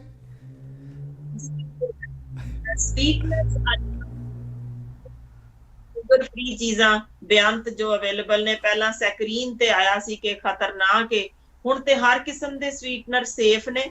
ਸੋ ਸ਼ੂਗਰ ਫ੍ਰੀ ਜੇ ਤੁਸੀਂ ਵਿੱਚ ਪਾ ਕੇ ਉਹਦੀ ਥਾਂ ਤੇ ਲੈ ਲਿਆ ਜਾਵੇ ਤਾਂ ਇਹ ਸ਼ੱਕਰ ਰੋਗੀਆਂ ਲਈ ਵੀ, ਤੇ ਜਿਹੜੇ ਪ੍ਰੀ ਡਾਇਬੈਟਿਕ ਨੇ, ਤੇ ਜਿਹੜੇ ਅਸੀਂ ਪੰਜਾਬੀ ਦਰਅਸਲ ਸਾਡੀਆਂ ਦਿਲ ਦੀਆਂ ਨਾੜੀਆਂ ਜੋ ਨੇ ਜੈਨੇਟਿਕਲੀ ਥੋੜੀਆਂ ਭੀੜੀਆਂ ਹੁੰਦੀਆਂ ਨੇ, ਅਸੀਂ ਛੇਤੀ ਇਹ ਹਾਰਟ ਅਟੈਕਸ ਵਾਲੇ ਪਾਸੇ ਨੂੰ ਤੁਰ ਜਾਂਦੇ ਹਾਂ। ਸੋ ਕੋਸ਼ਿਸ਼ ਕੀਤਾ ਜਾਵੇ ਕਿ ਇੰਨਾ ਕੁ ਤਾਂ ਮਿੱਠਾ ਦੂਜਾ ਲੈ ਲਿਆ, ਬਾਕੀ ਤੁਸੀਂ ਸਵੀਟਨਰਸ ਜਿਹੜੇ ਨੇ, ਯਾਨੀ ਜਿਨ੍ਹਾਂ 'ਚ ਖੰਡ ਜਾਂ ਸ਼ੱਕਰ ਜਾਂ ਗੁੜ ਜਾਂ ਸ਼ਹਿਦ ਨਹੀਂ ਹੈ, ਉਹ ਤੁਸੀਂ ਸ਼ੂਗਰ ਫ੍ਰੀ ਪਾ ਕੇ ਜ਼ਰੂਰ ਮਿੱਠਾ ਖਾ ਸਕਦੇ ਹੋ। ਇਸੇ ਤਰ੍ਹਾਂ ਮੈਂ ਜ਼ਿਕਰ ਕੀਤਾ ਕਿ ਤੁਸੀਂ ਘਿਓ, ਦੇਸੀ ਘਿਓ ਸਭ ਤੋਂ ਬਿਹਤਰ ਜੇ, ਪਰ ਉਹ ਵੀ ਜਿਵੇਂ ਤੁਸੀਂ ਕੌਲੀ ਭਰੀ, ਅਸੀਂ ਸਾਗ ਤੇ ਤਾਂ ਜ਼ਰੂਰ ਪਾ ਕੇ ਖਾਣਾ, ਮੈਂ ਨਹੀਂ ਰੋਕਦੀ, ਜ਼ਰੂਰ ਖਾਓ, ਪਰ ਉਸ ਤੋਂ ਬਾਅਦ ਹਰ ਚੀਜ਼ ਤੇ ਦੇਸੀ ਘਿਓ ਦੇ ਚਮਚੇ ਭਰ ਕੇ ਨਾ ਖਾਦੇ ਜਾਣ ਤਾਂ ਚੰਗੀ ਗੱਲ ਏ। ਤੇ ਜਿਹੜੇ ਤਲੇ ਹੋਏ ਪਕੌੜਿਆਂ ਦੀ ਹੁਣ ਮੈਂ ਗੱਲ ਕਰਦੀ ਹਾਂ, ਤੁਸੀਂ ਇੱਕ ਵਾਰ ਪੂਰ ਤਲ ਲਿਆ, ਠੀਕ ਹੈ, ਉਹ ਤੁਸੀਂ ਸੇਫਲੀ ਖਾ ਸਕਦੇ ਹੋ। ਜੇ ਤੁਸੀਂ ਉਹਨੂੰ ਉਸੇ ਹੀ ਤੇਲ ਨੂੰ ਵਾਰ-ਵਾਰ ਯਾਨੀ ਪੂਰੇ ਦਿਨ ਉਹਦੇ ਵਿੱਚੋਂ ਹੀ ਤਲਿਆ ਜੇ, ਤਾਂ ਟਰਾਂਸ ਫੈਟ ਬਣ ਜਾਂਦੇ ਨੇ ਜੋ ਖਤਰਨਾਕ ਨੇ। ਉਹ ਉਸ ਸਮੇਂ ਕੁਝ ਨਹੀਂ ਕਹਿਣਗੇ, ਜੰਮਦੇ ਹੀ ਰਹਿਣਗੇ, ਪਰ ਫਿਰ ਇਹ ਸਡਨਲੀ ਕਰਾਮਾਤ ਕਰ ਸਕਦੇ ਨੇ ਕਿ ਜ਼ਿੰਦਗੀ ਖਤਮ ਕਰ ਦੇਣ। ਸੋ ਇੱਕ ਵਾਰ ਦਾ ਪੂਰ ਜਦੋਂ ਤੁਸੀਂ ਤਲ ਲਿਆ, ਉਹ ਤੇਲ ਦੁਬਾਰਾ ਨਾ ਵਰਤਿਆ ਜਾਵੇ ਤਾਂ ਬਿਹਤਰ ਰਹੇਗਾ। ਸੋ ਇਸ ਤਰ੍ਹਾਂ ਤੁਸੀਂ ਪਕੌੜੇ ਜ਼ਰੂਰ ਖਾ ਸਕਦੇ ਹੋ। ਰੋਜ਼ ਖਾਣੇ ਠੀਕ ਨਹੀਂ ਹਨ, ਪਰ ਤੁਸੀਂ ਜਿਵੇਂ ਹਫ਼ਤੇ 'ਚ 2 ਵਾਰ ਖਾਦੇ ਗਏ ਤਾਂ ਕੋਈ ਗੱਲ ਨਹੀਂ, ਪੰਜਾਬੀ ਬਥੇਰਾ ਭੱਜਦੇ ਦੌੜਦੇ ਨੇ ਇਹਨਾਂ ਲੈਣ। ਪਰ ਪਿਜ਼ਾ ਬਰਗਰ ਤੋਂ ਮੈਂ ਹੱਥ ਜੋੜ ਕੇ ਕਹਿੰਦੀ ਹਾਂ, ਪਲੀਜ਼ ਤੁਸੀਂ ਕਦੇ ਇੱਕ ਦਿਨ ਲੈ ਲਿਆ, ਤੁਸੀਂ ਇੱਕ ਪੀਸ, ਜਾਂ ਤੁਸੀਂ ਹਫ਼ਤੇ 'ਚ ਕਹਿ ਲਓ ਇੱਕ ਵਾਰ ਲੈ ਲਿਆ ਤਾਂ ਠੀਕ ਹੈ, ਵਰਨਾ ਪਿਜ਼ਾ ਬਰਗਰ ਰੋਜ਼ਾਨਾ ਕਿਸੇ ਹਾਲ ਵਿੱਚ ਨਹੀਂ। ਇਹ ਪੰਜਾਬੀਆਂ ਨੂੰ ਇੱਕ ਤਰੀਕੇ ਨਾਲ ਤੇ ਮਾਰੂ ਅਸਰ ਕਰਦੇ ਨੇ। ਸੋ ਠੰਡੇ ਮਿੱਠੇ ਸੋਡੇ, ਜਿਹੜੇ ਕੋਲਡ ਡਰਿੰਕਸ, ਯਾਨੀ ਮੈਂ ਜੋ ਕਹਿਣਾ ਚਾਹੁੰਦੀ ਹਾਂ, ਤੇ ਨਾਲ ਇਹ ਪਿਜ਼ਾ ਬਰਗਰ ਨੂਡਲਸ, ਇਹ ਸਾਡੀ ਖੁਰਾਕ ਨਹੀਂ ਸਨ ਤੇ ਸਾਡਾ ਸਰੀਰ ਇਹਨਾਂ ਨੂੰ ਹਜ਼ਮ ਨਹੀਂ ਕਰਦਾ। ਇਹ ਜਮਾ ਹੋ ਕੇ ਸਿਰਫ ਬਿਮਾਰੀ ਦਾ ਕਾਰਨ ਬਣਦੇ ਨੇ। ਤਾਂ ਕੋਸ਼ਿਸ਼ ਕੀਤੀ ਜਾਵੇ ਕਿ ਜੇ ਇਹ ਸ਼ੌਕ ਦੀ ਤੌਰ ਤੇ ਸਿਰਫ ਜੀਭ ਦੇ ਸਵਾਦ ਲਈ ਲੈਣੇ ਨੇ, ਵਾਂਸ ਅ ਵੀਕ ਤੁਸੀਂ ਲੈ ਲਿਆ ਓਕੇਜਨਲੀ, ਇਹ ਨਹੀਂ ਕਿ ਪੂਰਾ ਵੱਡਾ ਪਿਜ਼ਾ ਹੀ ਪੂਰਾ ਖਤਮ ਕਰਨਾ ਹੈ, ਤੁਸੀਂ ਵਿੱਚ 1 ਜਾਂ 2 ਪੀਸ, ਬਸ ਇਸ ਤੋਂ ਉੱਪਰ ਇਹ ਨਾ ਹੀ ਲਏ ਜਾਣ। ਇਹ ਜਾਂ ਅਵੋਇਡ ਕਰ ਸਕਦੇ ਹੋ ਤੇ ਵਾਹ ਭਲਾ, ਕਮਾਲ ਹੀ ਹੈ। ਪਰ ਇਹ ਡਰਾਈ ਫਰੂਟ ਜ਼ਰੂਰ ਖਾਓ, ਇੱਕ ਮੁੱਠੀ ਭਰ ਕੇ ਹਰ ਰੋਜ਼, ਉਹ ਵੀ ਮਿਕਸਡ ਖਾਣੇ ਚਾਹੀਦੇ ਨੇ, ਯਾਨੀ ਜਿਸ 'ਚ ਬਦਾਮ, ਜਿਸ 'ਚ ਕਾਜੂ, ਜਿਸ 'ਚ ਸੌਗੀ, ਯਾਨੀ ਮਿਕਸਡ ਜੋ ਤੁਸੀਂ ਖਾਣੇ ਨੇ, ਜਿੰਨੀ ਤੁਹਾਡੀ ਇੱਕ ਮੁੱਠੀ 'ਚ ਆ ਜਾਣ, ਇੰਨੀ ਕੁ ਜਿਹੜੀ ਤੁਹਾਡੀ ਬੰਦ ਹੋ ਜਾਵੇ ਅੱਧੀ, ਤਾਂ ਉਹਨੇ ਖਾਣੇ ਨੇ, ਯਾਨੀ 2 ਹੱਥਾਂ ਵਿੱਚ ਭਰ ਕੇ ਨਹੀਂ ਕਿ ਮੈਂ ਇੰਨੇ ਖਾਣੇ, ਉਹ ਜਿਹੜੇ ਤੁਹਾਡੇ ਲਈ ਸਿਹਤਮੰਦ ਨੇ, ਫਾਇਦਾ ਕਰਨਗੇ ਦਿਲ ਲਈ ਵੀ, ਦਿਮਾਗ ਲਈ ਵੀ, ਉਹ ਸਿਰਫ ਇੰਨੀ ਕਿ ਤੁਹਾਡੀ ਪੌਣੀ ਮੁੱਠੀ ਇਸ ਤਰ੍ਹਾਂ ਦੇ ਵਿੱਚ ਸਾਰੇ ਜਿਹੜੀ ਬੰਦ ਉੱਤੋਂ ਹੋ ਰਹੀ ਹੋਵੇ ਕੁਝ, ਉਹਨੇ ਜਿੰਨੇ ਭਰ ਕੇ ਮਿਕਸਡ ਇਹ ਜ਼ਰੂਰ ਰੋਜ਼ ਖਾਣੇ ਚਾਹੀਦੇ ਨੇ। ਭੈਣ ਜੀ ਅੱਛਾ, ਮੈਨੂੰ ਇੱਕ ਹੋਰ ਦੱਸਿਓ ਇਹਦੇ ਤੋਂ ਪਹਿਲਾਂ ਕਿ ਆਪਾਂ ਅੱਗੇ ਲੰਘ ਜਾਈਏ। ਤੁਸੀਂ ਜ਼ਿਕਰ ਕੀਤਾ ਕਿ ਜਿਹੜੇ ਤੇਲ ਦੇ ਵਿੱਚ ਇੱਕ ਵਾਰੀ ਪਕੌੜੇ ਤਲ ਲੈ ਜਾਂ ਕੋਈ ਹੋਰ ਚੀਜ਼ ਤਲ ਲਈ, ਜਦੋਂ ਅਸੀਂ ਦੁਬਾਰਾ ਸਾਰਾ ਦਿਨ ਉਹਨੂੰ ਕਾੜੀ ਜਾਂਦੇ ਆ, ਉਹਦੇ 'ਚ ਪਕੌੜੇ ਕੱਢੀ ਜਾਂਦੇ ਆ, ਤੇ ਉਹ ਟਰਾਂਸ ਫੈਟ ਤੇ ਭਾਵ ਸਾਡੇ ਵਾਸਤੇ ਹਾਨੀਕਾਰਕ, ਜ਼ਹਿਰੀਲੀ ਬਣ ਜਾਂਦੀ ਹੈ। ਮੈਨੂੰ ਦੱਸਿਓ, ਜੇਕਰ ਦੇਸੀ ਘਿਓ ਹੋਵੇ ਤੇਲ ਦੀ ਬਜਾਏ, ਕੀ ਘਿਓ ਵੀ ਵਾਰ-ਵਾਰ ਕਾੜਨ ਦੇ ਨਾਲ ਉਹ ਵੀ ਜ਼ਹਿਰੀਲਾ ਹੋ ਜਾਂਦਾ ਹੈ? ਕਿ ਉਹਨੂੰ ਦੁਬਾਰਾ ਗਰਮ ਨਹੀਂ ਕੀਤਾ ਜਾ ਸਕਦਾ ਜੀ?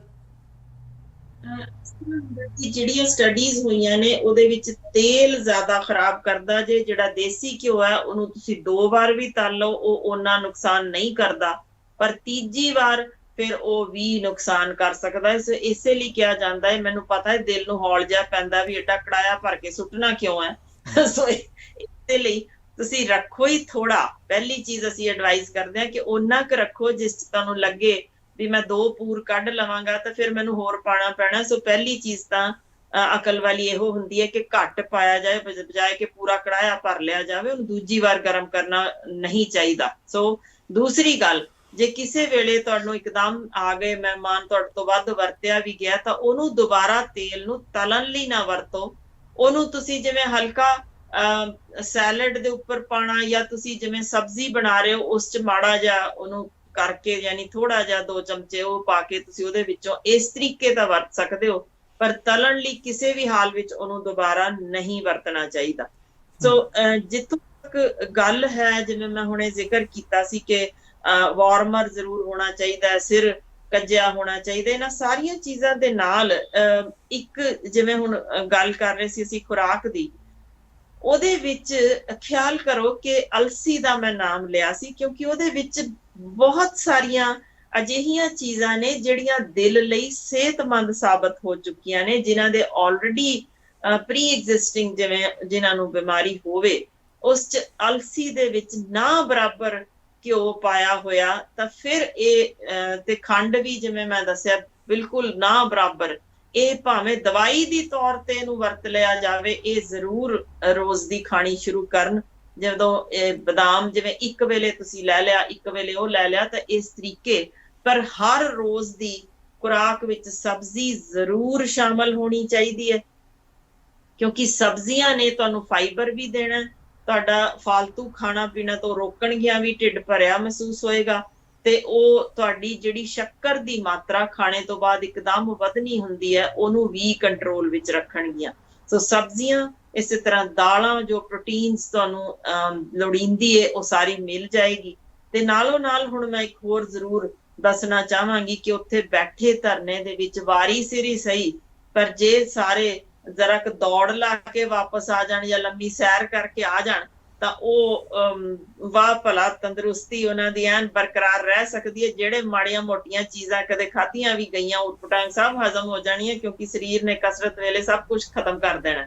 ਸੋ ਇਹ ਜ਼ਰੂਰੀ ਕਿ ਸਿਰਫ ਧਰਨੇ ਤੇ ਬੈਠੇ ਤੇ ਫਿਰ ਆ ਕੇ ਸੌਂ ਗਏ ਵਾਲਾ ਕੰਮ ਨਾ ਹੋਵੇ। ਕਸਰਤ ਜੇ ਰੈਗੂਲਰ ਤੌਰ ਤੇ ਉੱਥੇ ਹੁੰਦੀ ਰਵੇ, ਜਿਵੇਂ ਹੁਣ ਕੁਝ ਵੀਰਾਂ ਨੇ ਉੱਥੇ ਸਬਜ਼ੀਆਂ ਬੀਜ ਦਿੱਤੀਆਂ ਨੇ ਜਾਂ ਕੁਝ, ਯਾਨੀ ਆਰੇ ਅਸੀਂ ਆਪਣਾ ਸਰੀਰ ਲਾਉਣਾ ਜ਼ਰੂਰੀ ਹੈ। ਫਿਰ ਬਹੁਤ ਇੰਪੋਰਟੈਂਟ ਗੱਲ ਕਿ ਜਦੋਂ ਅਸੀਂ ਅਜਿਹੇ ਧਰਨੇ ਤੇ ਹੋਈਏ, ਲਗਾਤਾਰਤਾ ਜਿਹਨੂੰ ਅਸੀਂ ਕਹਿੰਦੇ ਉਹ ਲਗਾਤਾਰ ਬੈਠਣ ਨਾਲ ਸਾਡਾ ਦਿਮਾਗ ਬਹੁਤ ਚੀਜ਼ਾਂ ਰੁਝੇਵਿਆਂ ਵਿੱਚ ਉਲਝਿਆ ਰਹਿੰਦਾ ਹੈ। ਸੋ ਕੋਸ਼ਿਸ਼ ਕਰਨੀ ਚਾਹੀਦੀ ਹੈ ਉਹ ਮਾਹੌਲ ਬਦਲਣ ਲਈ, ਯਾਨੀ ਤੁਸੀਂ ਹਫਤਾ ਜਾਂ 10 ਦਿਨ ਜਿਹੜਾ ਬੈਠਾ ਉਹ ਫਿਰ ਚੇਂਜ ਓਵਰ ਹੋਣਾ ਜ਼ਰੂਰੀ ਹੈ ਕਿ ਤੁਸੀਂ ਘਰ ਦੇ ਵਿੱਚੋਂ ਕੋਈ ਦੂਸਰਾ ਆ ਜਾਵੇ ਜਾਂ ਕੋਈ ਰਿਸ਼ਤੇਦਾਰੀ ਚੋਂ ਆ ਜਾਵੇ, ਇਹ ਚਲੇ ਜਾਣ। ਸੋ ਇਸ ਤਰ੍ਹਾਂ ਚੇਂਜ ਓਵਰ ਜੇ ਹੁੰਦਾ ਰਹੇਗਾ ਤਾਂ ਕਿਸੇ ਕਿਸਮ ਦੀ ਕੋਈ ਬਿਮਾਰੀ, ਕੋਈ ਮਾਰੂ ਤਣਾਅ ਕਿਸੇ ਵੀ ਪਾਸਿਓਂ ਨਹੀਂ ਜਕੜ ਸਕਦਾ, ਤੁਹਾਡੀ ਬਾਡੀ ਰੀਨਿਊ ਹੋ ਕੇ ਵਾਪਸ ਆਉਂਦੀ ਹੈ। ਸੋ ਇਹ ਖਾਸ ਖਿਆਲ ਰੱਖਣ ਦੀ ਲੋੜ ਹੈ ਕਿ ਇੱਕੋ ਹੀ ਜਣਾ, ਭਾਵੇਂ ਉਹ ਬਜ਼ੁਰਗ ਹੈ, ਭਾਵੇਂ ਬੱਚਾ ਹੈ, ਭਾਵੇਂ ਕੋਈ ਸਾਡੀ ਮਾਂ ਹੈ, ਕੋਈ ਭੈਣ ਹੈ, ਉਹ ਇੱਕੋ ਵਾਰ ਨਾ ਉੱਥੇ ਹੀ ਨਾ, ਯਾਨੀ ਉਹਨਾਂ ਨੂੰ ਹੁਣ ਜੇ ਟਰਨ ਓਵਰ ਹੋਈ ਜਾਏਗੀ ਤਾਂ ਫਿਰ ਇਹ ਥਕਾਵਟ ਵੀ ਮਹਿਸੂਸ ਨਹੀਂ ਹੁੰਦੀ ਜੋ ਕਿ ਮਾਨਸਿਕ ਹੁੰਦੀ ਹੈ, ਸਰੀਰਕ ਨਹੀਂ, ਤਾਂ ਉਹ ਵੀ ਮਹਿਸੂਸ ਨਹੀਂ ਹੋਏਗੀ। ਤੇ ਨਾਲੇ ਜਿਹੜਾ ਇੱਕਦਮ ਜੋਸ਼ ਜਾਂ ਇੱਕਦਮ ਭੜਕਣਾ, ਉਹ ਸਾਰੀਆਂ ਚੀਜ਼ਾਂ ਨੂੰ ਥੋੜਾ ਜਿਹਾ ਸਹਿਜ ਹੋ ਜਾਂਦਾ, ਤਾਂ ਉਹ ਤੁਸੀਂ ਨਾਰਮਲ ਹੋ ਕੇ ਵਾਪਸ ਆ ਸਕਦੇ ਹੋ। ਫਿਰ ਵੀ ਅੱਛਾ ਭੈਣ ਜੀ, ਹੁਣ ਇਹ ਦੱਸਿਓ, ਤੁਸੀਂ ਜ਼ਿਕਰ ਕੀਤਾ ਸੀ ਕਿ ਹੋ ਸਕਦਾ ਉੱਥੇ ਤਣਾਅ ਵੀ ਹੋਵੇ, ਆਪਾਂ ਨੂੰ ਇਹ ਵੀ ਪਤਾ ਹੈ ਕਿ ਸਾਰਾ ਦਿਨ ਉੱਥੇ ਭਾਸ਼ਣ ਕਰਨੇ ਵੀ ਪੈਂਦੇ ਨੇ, ਸੁਣਨੇ ਵੀ ਪੈਂਦੇ ਨੇ, ਤੇ ਉੱਪਰ ਦੀ ਸਰਕਾਰ ਨੇ ਕੀ ਆਖਿਆ, ਕਿਸਾਨ ਆਗੂਆਂ ਨੇ ਕੀ ਆਖਿਆ ਹੈ। ਕਈ ਵਾਰ ਬਹੁਤ ਸਾਰੇ ਲੋਕ ਨੇ ਉਹਨਾਂ ਨੂੰ ਤੇ ਆਪਣੀ ਬੈਠਕ ਦੇ ਵਿੱਚੋਂ ਉੱਠ ਕੇ ਕਿਸੇ ਦੂਸਰੇ ਮੰਜੇ ਤੇ ਜਾਣਾ ਪਏ, ਜੇ ਚੰਗੀ ਤਰ੍ਹਾਂ ਨੀਂਦ ਨਹੀਂ ਆਉਂਦੀ, ਉਹ ਪਾਸੇ ਮਾਰਦੇ ਰਹਿੰਦੇ ਨੇ, ਉਸਲ ਵੱਟੇ ਲੈਂਦੇ ਰਹਿੰਦੇ ਨੇ। ਹੁਣ ਆਪਾਂ ਨੂੰ ਪਤਾ ਹੈ ਕਿ ਉੱਥੇ ਕੋਈ ਬਹੁਤ ਵਧੀਆ ਪ੍ਰਬੰਧ ਨਹੀਂ, ਟਰਾਲੀਆਂ ਲੈ ਕੇ ਗਏ ਨੇ, ਕੋਈ ਟਰਾਲੀ ਦੇ ਵਿੱਚ ਪੈਂਦਾ, ਕੋਈ ਟਰਾਲੀ ਦੇ ਹੇਠ ਪੈਂਦਾ, ਕੋਈ ਟਰੈਕਟਰ ਦੇ ਹੇਠ ਪੈਂਦਾ। ਹੋ ਸਕਦਾ ਕਿ ਬਹੁਤ ਔਖ ਸੌਖ ਨਾਲ ਉਹ ਦਿਨ ਤੇ ਰਾਤਾਂ ਕੱਟਦੇ ਨੇ। ਕਈ ਵਿਅਕਤੀਆਂ ਨੂੰ ਜਿੱਥੇ ਮਰਜ਼ੀ ਪਾ ਦਿਓ, ਉਹਨਾਂ ਨੂੰ ਝੱਟ ਦੇਣੇ ਨੀਂਦ ਆ ਜਾਂਦੀ ਹੈ, ਪਰ ਕਈਆਂ ਨੂੰ ਆਪਣਾ ਸਥਾਨ ਬਦਲਣ ਦੇ ਨਾਲ ਵੀ ਨੀਂਦ ਨਹੀਂ ਆਉਂਦੀ। ਸੋ ਜਿਨ੍ਹਾਂ ਨੂੰ ਨੀਂਦ ਘੱਟ ਆਉਂਦੀ ਹੋਣੀ ਹੈ, ਉਹਨਾਂ ਵਾਸਤੇ ਕੋਈ ਇਸ ਤਰ੍ਹਾਂ ਦਾ ਨੁਸਖਾ ਹੈ ਕਿ ਉਹ ਕਿਵੇਂ ਸੌਂ ਸਕਦੇ ਨੇ, ਜਾਂ ਜੇ ਨੀਂਦ ਘੱਟ ਆਉਂਦੀ ਹੈ ਤਾਂ ਉਹਨਾਂ ਦੀ ਸਿਹਤ ਵਾਸਤੇ ਕਿੰਨਾ ਕੁ ਹਾਨੀਕਾਰਕ ਹੋ ਸਕਦਾ? ਦੇਖੋ, ਇੱਕ ਨਹੀਂ ਅਨੇਕ ਖੋਜਾਂ ਜੋ ਕਿ ਹਿਟਲਰ ਵੇਲੇ ਵੀ ਜਿਊਜ਼ ਦੇ ਉੱਤੇ ਜਦੋਂ ਉਹਨਾਂ ਨੇ ਜ਼ੁਲਮ ਢਾਇਆ ਸੀ, ਤਾਂ ਇਹ ਖੋਜ ਕੀਤੀ ਗਈ ਸੀ ਕਿ ਨੀਂਦਰ ਜੇ ਖੋ ਲਈ ਜਾਵੇ, ਯਾਨੀ ਨੀਂਦਰੇ ਨਾਲ ਬੰਦਾ ਕਿੰਨੀ ਦੇਰ ਜ਼ਿੰਦਾ ਰਹਿ ਸਕਦਾ। ਉਹਨਾਂ ਨੇ ਲਗਭਗ 300 ਜਿਊਜ਼ ਮਾਰੇ ਸਿਰਫ ਇਹੀ ਦੇਖਣ ਲਈ ਕਿ ਕਿੰਨੀ ਦੇਰ ਦਾ ਉਹ ਨੀਂਦਰਾ ਮਾਰੂ ਸਾਬਤ ਹੋ ਸਕਦਾ। ਸੋ ਉਹਦੇ ਵਿੱਚ ਵੇਖਿਆ ਗਿਆ ਕਿ 7 ਦਿਨ ਜੇ ਲਗਾਤਾਰ ਦਿਨ ਰਾਤ ਬੰਦੇ ਨੂੰ ਜਗਾਈ ਰੱਖਿਆ ਜਾਵੇ ਤਾਂ ਬੰਦੇ ਦੀ ਮੌਤ ਹੋ ਸਕਦੀ ਹੈ। ਸੋ ਇੰਨਾ ਖਤਰਨਾਕ ਹੁੰਦਾ ਜੇ ਨੀਂਦਰਾ। ਤੇ ਜਿੱਥੋਂ ਤੱਕ ਗੱਲ ਹੈ ਕਿ ਤੁਸੀਂ ਅੱਧ ਪਚੱਧ ਸੁੱਤੇ, ਕਿਉਂਕਿ ਦਿਨ ਵੇਲੇ ਉੱਥੇ ਸੌਣ ਦਾ ਸਾਰੇ ਚੁਫੇਰੇ, ਕਿਉਂਕਿ ਤੋਰਾ ਫੇਰਾ ਇੰਨਾ ਹਜੂਮ ਹੈ, ਤਾਂ ਉਹ ਲਗਭਗ ਅਸੰਭਵ ਵਰਗੀ ਹੋ ਜਾਂਦੀ ਹੈ। ਜੇ ਕੋਈ ਕਹਿ ਵੀ ਲਵੇ ਮੈਂ ਝੁੱਟ ਨੀਂਦ ਦਾ ਮਾੜਾ ਜਿਹਾ ਲੈ ਵੀ ਲਿਆ, ਤਾਂ ਉਹ ਨਹੀਂ ਹੁੰਦਾ ਜੋ ਅਸਲ ਸਰੀਰ ਨੇ ਆਪਣੀ ਟੁੱਟ ਫੁੱਟ ਨੂੰ ਸਾਰੇ ਨੂੰ ਸਫਾਈ ਕਰਨੀ ਹੁੰਦੀ ਹੈ, ਉਹਨੇ ਅੰਦਰੋਂ ਸੈੱਲਾਂ ਨੂੰ ਜਿਹੜੇ ਤੋੜਿਆ ਨੇ, ਉਸ ਲਈ ਨੀਂਦਰ ਬਹੁਤ ਜ਼ਰੂਰੀ ਹੁੰਦੀ ਹੈ। ਬਿਲਕੁਲ ਇਸੇ ਤਰ੍ਹਾਂ ਦਿਮਾਗ ਵਿੱਚ ਜੋ ਗੱਲ ਚਲਦੀ ਹੈ ਜਾਂ ਜੋ ਸਾਰੇ ਜੋੜ ਤੋੜ ਹਿੱਲਦੇ ਨੇ, ਉਹ ਸਾਰਿਆਂ ਦਾ ਰਿਪੇਅਰ ਕੰਮ ਸਿਰਫ ਰਾਤ ਸੌਣ ਤੋਂ ਬਾਅਦ ਹੀ ਹੁੰਦਾ, ਸੌਣ ਲੱਗਿਆ ਵਿੱਚ ਨੀਂਦਰ ਦੇ ਦੌਰਾਨ। ਸੋ ਨੀਂਦਰ ਹਰ ਹਾਲ ਵਿੱਚ ਚਾਹੀਦੀ ਹੁੰਦੀ ਹੈ। ਮੈਂ ਇਸੇ ਲਈ ਜ਼ਿਕਰ ਕੀਤਾ ਕਿ ਜੇ ਤੁਸੀਂ ਜਿੱਥੇ ਮਰਜ਼ੀ ਪਏ ਹੋ ਤਾਂ ਸਿਰਫ ਫਰਾਖ ਦਿਲ ਬੰਦਾ ਜਿਹਨੂੰ ਕੋਈ ਚਿੰਤਾ ਨਾ ਹੋਵੇ ਕਦੇ ਵੀ, ਉਹੀ ਸੌਂ ਸਕਦਾ। ਵਰਨਾ ਬਾਕੀਆਂ ਲਈ ਤਾਂ ਜਿਹਨੂੰ ਲੱਗਦਾ ਹੈ ਵੀ ਮੇਰਾ ਕੁਝ ਨਾ ਕੁਝ ਉਹ ਕੰਮ ਅਧੂਰਾ ਹੈ, ਮੇਰਾ ਇਹ ਨਾ ਚਲਿਆ ਜਾਵੇ, ਮੇਰੇ ਕੋਲ ਚੀਜ਼ ਪਈ ਹੈ ਚੁੱਕੀ ਨਾ ਜਾਵੇ, ਉਹ ਨਹੀਂ ਸੌਂ ਸਕਦਾ। ਸੋ ਉਹਨਾਂ ਲਈ ਇਹ ਨੀਂਦਰ ਜਿਹੜੀ ਟੁੱਟਦੀ ਹੈ, ਉਸ ਵਾਸਤੇ ਜ਼ਰੂਰੀ ਹੈ ਕਿ ਰਾਤ ਨੂੰ ਤੁਸੀਂ ਥੋੜਾ ਚਿੰਤਾ ਰਹਿਤ ਸੌਣ ਤੋਂ ਪਹਿਲਾਂ ਥੋੜਾ ਹੱਸ ਲਿਆ ਜਾਵੇ, ਖੇਡ ਲਿਆ ਜਾਵੇ ਆਪਸ ਵਿੱਚ, ਜਾਂ ਪਿੱਛੇ ਆਪਣੇ ਘਰਦਿਆਂ ਨਾਲ ਕੁਝ ਖੁਸ਼ੀ ਦੇ ਪਲ ਉਹਨਾਂ ਨਾਲ ਸਾਂਝੇ ਕੀਤੇ ਜਾਣ। ਉਸ ਸਮੇਂ ਜੇ ਅਸੀਂ ਤਣਾਅ ਦੇ ਵਿੱਚ ਸੌਂਦੇ ਹਾਂ ਕਿ ਪਤਾ ਨਹੀਂ ਕੱਲ ਨੂੰ ਕੀ ਸਰਕਾਰ ਨੇ ਕਹਿ ਦੇਣਾ, ਜਾਂ ਪਤਾ ਨਹੀਂ ਕੱਲ ਨੂੰ ਕੀ ਹੋ ਜਾਣਾ, ਜੇ ਇਹੋ ਜਿਹੇ ਵਿਚਾਰ ਲੈ ਕੇ ਅਸੀਂ ਸੌਵਾਂਗੇ ਤਾਂ ਨੀਂਦ ਨਹੀਂ ਆਉਂਦੀ। ਸੋ ਉਹ ਪਲ ਸੌਣ ਤੋਂ ਪਹਿਲਾਂ ਦੇ ਜਿਹੜੇ 35-40 ਮਿੰਟ ਜੇ ਖੁਸ਼ਗਵਾਰ ਬਣਾ ਲਏ ਜਾਣ ਤਾਂ ਜ਼ਰੂਰ ਨੀਂਦਰ ਆ ਸਕਦੀ ਹੈ। ਸੌਣ ਸਮੇਂ ਖਿਆਲ ਰੱਖਿਆ ਜਾਵੇ, ਗਰਮ ਜਰਾਬਾਂ ਜ਼ਰੂਰੀ ਨੇ, ਵਾਰਮਰ ਮੈਂ ਪਹਿਲਾਂ ਹੀ ਦੱਸ ਚੁੱਕੀ ਹਾਂ, ਸਿਰ ਜ਼ਰੂਰ ਕੱਜਿਆ ਹੋਣਾ ਚਾਹੀਦਾ।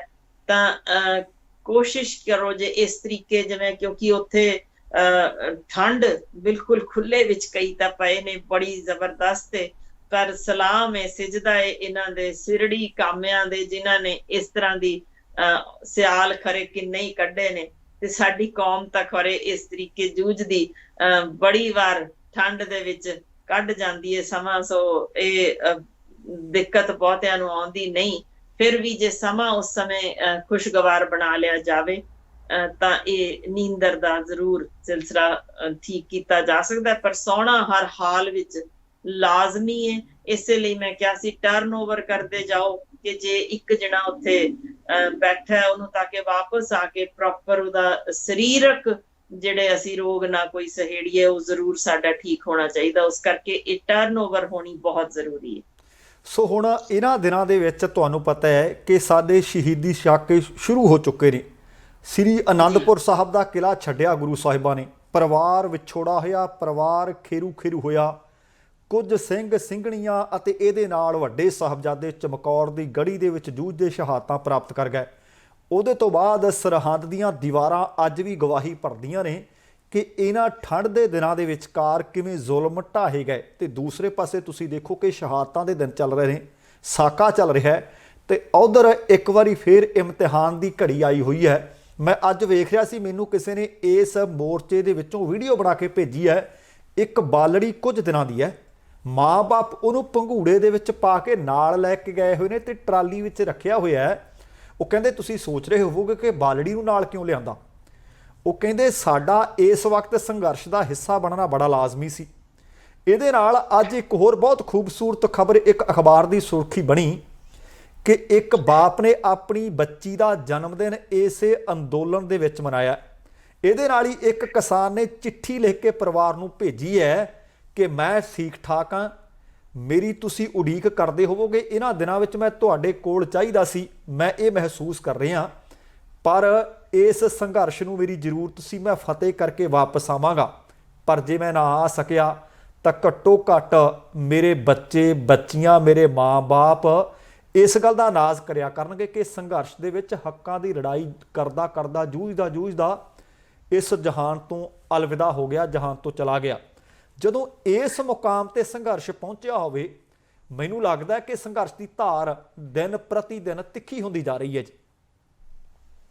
ਬਿਲਕੁਲ ਮੈਂ ਤੁਹਾਡੇ ਨਾਲ ਸਹਿਮਤ ਹਾਂ ਜੀ। ਦਸੰਬਰ ਦਾ ਮਹੀਨਾ ਦੇਖੋ, ਮੈਨੂੰ ਚੇਤੇ ਹੈ ਕਿ ਬਚਪਨ ਵਿੱਚ ਮੇਰੀ ਦਾਦੀ ਜਦੋਂ ਇਹ ਦਿਨ ਆਉਂਦੇ ਸਨ ਕਹਿੰਦੇ ਹੁੰਦੇ ਸਨ ਕਿ ਤੁਸੀਂ ਹੁਣ ਨਾ ਫਰਸ਼ ਤੇ ਸੌਵੋ ਤੇ ਮਹਿਸੂਸ ਕਰੋ ਕਿ ਕਿਸ ਤਰ੍ਹਾਂ ਰਾਤ ਗੁਜ਼ਾਰੀ ਹੋਣੀ ਹੈ ਸਾਹਿਬਜ਼ਾਦਿਆਂ ਨੇ। ਤੇ ਮੈਂ ਨਾ ਯਾਦ ਹੈ ਕਿ ਅਸੀਂ ਬੜਾ ਉਹਨਾਂ ਨੂੰ ਖਰੇ ਦਿਲ ਵਿੱਚ ਮਾੜਾ ਵੀ ਕਹਿਣਾ ਵੀ ਕਿਉਂ ਸਾਨੂੰ ਠੰਡ ਲਵਾਈ ਜਾਂਦੇ ਹੋ, ਕੀ ਹੈ। ਪਰ ਮੈਨੂੰ ਕਾਫੀ ਬਾਅਦ ਵਿੱਚ ਫਿਰ ਮੈਨੂੰ ਅਹਿਸਾਸ ਹੋਇਆ ਕਿ ਕੀ ਸਾਡੇ ਮਨਾਂ ਵਿੱਚੋਂ ਭਰਨਾ ਚਾਹੁੰਦੇ ਸਨ, ਕੀ ਜਗਾਉਣਾ ਚਾਹੁੰਦੇ ਸਨ ਕਿ ਅੱਜ ਰੋਟੀ ਨਾ ਬਣਾਓ, ਅਸੀਂ ਵੇਖੀਏ ਉਹ ਦਿਨ, ਜੀ ਕੇ ਦੇਖੀਏ ਕਿਵੇਂ ਉਹਨਾਂ ਨੇ ਉਸ ਸਮੇਂ ਲੰਘਾਇਆ ਹੋਣਾ। ਉਹ ਅਸੀਂ ਵਿੱਚ ਭੁੱਲ ਗਏ ਸਾਂ। ਵੀਰ ਤੁਸੀਂ ਖਿਆਲ ਕਰੋ, ਅਸੀਂ ਸਾਰੇ ਇਹਨਾਂ ਦਿਨਾਂ ਵਿੱਚ ਗੁਰੂ ਘਰਾਂ 'ਚ ਸਾਰੇ ਜਾਂਦੇ ਨੇ, ਲੰਗਰ ਛਕਦੇ ਹਾਂ, ਅਸੀਂ ਉੱਥੇ ਵੀ ਜਲੇਬੀਆਂ ਖਾਂਦੇ ਹਾਂ, ਪਕੌੜੇ ਖਾਂਦੇ ਹਾਂ। ਉਹ ਜਿਹੜੀ ਅਸਲ ਦਰਦ ਸੀ ਨਾ, ਉਹ ਅਸੀਂ ਭੁਲਾ ਦਿੱਤਾ ਕਿ ਕਿਵੇਂ ਠੰਡੇ ਬੁਰਜ ਵਿੱਚ ਤੁਸੀਂ ਬਿਨਾਂ ਗਰਮ ਕੱਪੜਿਆਂ ਦੇ ਤੇ ਕਿਵੇਂ ਉਹ ਰਾਤਾਂ ਲੰਘੀਆਂ ਭੁੱਖੇ ਭਾਣੇ, ਉਹ ਅਸੀਂ ਹੌਲੀ ਹੌਲੀ ਵਿਸਾਰ ਦਿੱਤਾ ਸੀ। ਜ਼ਰੂਰ ਅੱਖਾਂ ਵੀ ਨਮ ਹੁੰਦੀਆਂ ਸੀ, ਯਾਦ ਵੀ ਉਹਨਾਂ ਨੂੰ ਕਰਦੇ ਸਾਂ, ਪਰ ਅੱਜ ਅਸੀਂ ਉਹ ਦੁਬਾਰਾ ਰੀਲਿਵ ਕਰ ਰਹੇ ਹਾਂ। ਮੈਂ ਸੱਚੀ ਦਿਲੋਂ ਧੰਨਵਾਦ ਕਰਦੀ ਹਾਂ ਇਸ ਪੱਖੋਂ ਆਪਣੇ ਪ੍ਰਧਾਨ ਮੰਤਰੀ ਜੀ ਦਾ, ਜਿਨ੍ਹਾਂ ਨੇ ਸਾਨੂੰ ਉਹ ਚੀਜ਼ਾਂ ਵਾਪਸ ਦੁਹਰਾਉਣ ਉੱਤੇ, ਵਾਪਸ ਆਪਣਾ ਇਤਿਹਾਸ ਯਾਦ ਕਰਵਾਉਣ ਉੱਤੇ, ਵਾਪਸ ਸਾਨੂੰ ਇਕੱਠਾ ਕਰਨ ਲਈ ਕਮਾਲ ਬਾ ਕਮਾਲ ਹੀ ਕੋਈ ਮੂਵਮੈਂਟ ਯਾਨੀ ਸ਼ੁਰੂ ਕਰ ਦਿੱਤੀ ਹੈ, ਜਿਹੜੀ ਕਿ ਇੱਕ ਤਾਂ ਸਰਹੱਦਾਂ ਦੇ ਆਰ ਪਾਰ ਤੁਸੀਂ ਵੇਖ ਸਕਦੇ ਹੋ ਸਾਂਝ ਕਿੰਨੀ ਕਮਾਲ ਦੀ ਬਣਦੀ ਜਾਂਦੀ ਹੈ।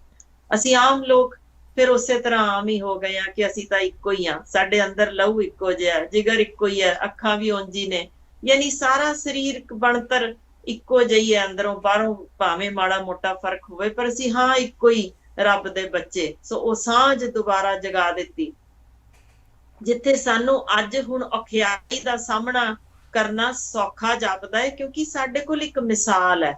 ਜਿੱਥੇ ਵੀ ਦੇਖੋ ਤੁਸੀਂ, ਇੱਕ ਨਹੀਂ ਦੋ ਨਹੀਂ ਅਨੇਕ ਜਿਹੜੀਆਂ ਟਾਕਸ ਹੋ ਰਹੀਆਂ, ਹਰ ਇੱਕ ਜਣਾ ਇਹੋ ਗੱਲ ਕਰਦਾ ਕਿ ਅਸੀਂ ਠੰਡੇ ਬੁਰਜ ਦੇ ਵਾਸੀ ਹਾਂ, ਭਾਈ ਅਸੀਂ ਚਰਖੜੀਆਂ ਤੇ ਚੜਨ ਵਾਲੇ ਸਾਂ, ਤੱਤੀਆਂ ਤਵੀਆਂ ਤੇ ਬਹਿਣ ਵਾਲੇ ਸਾਂ।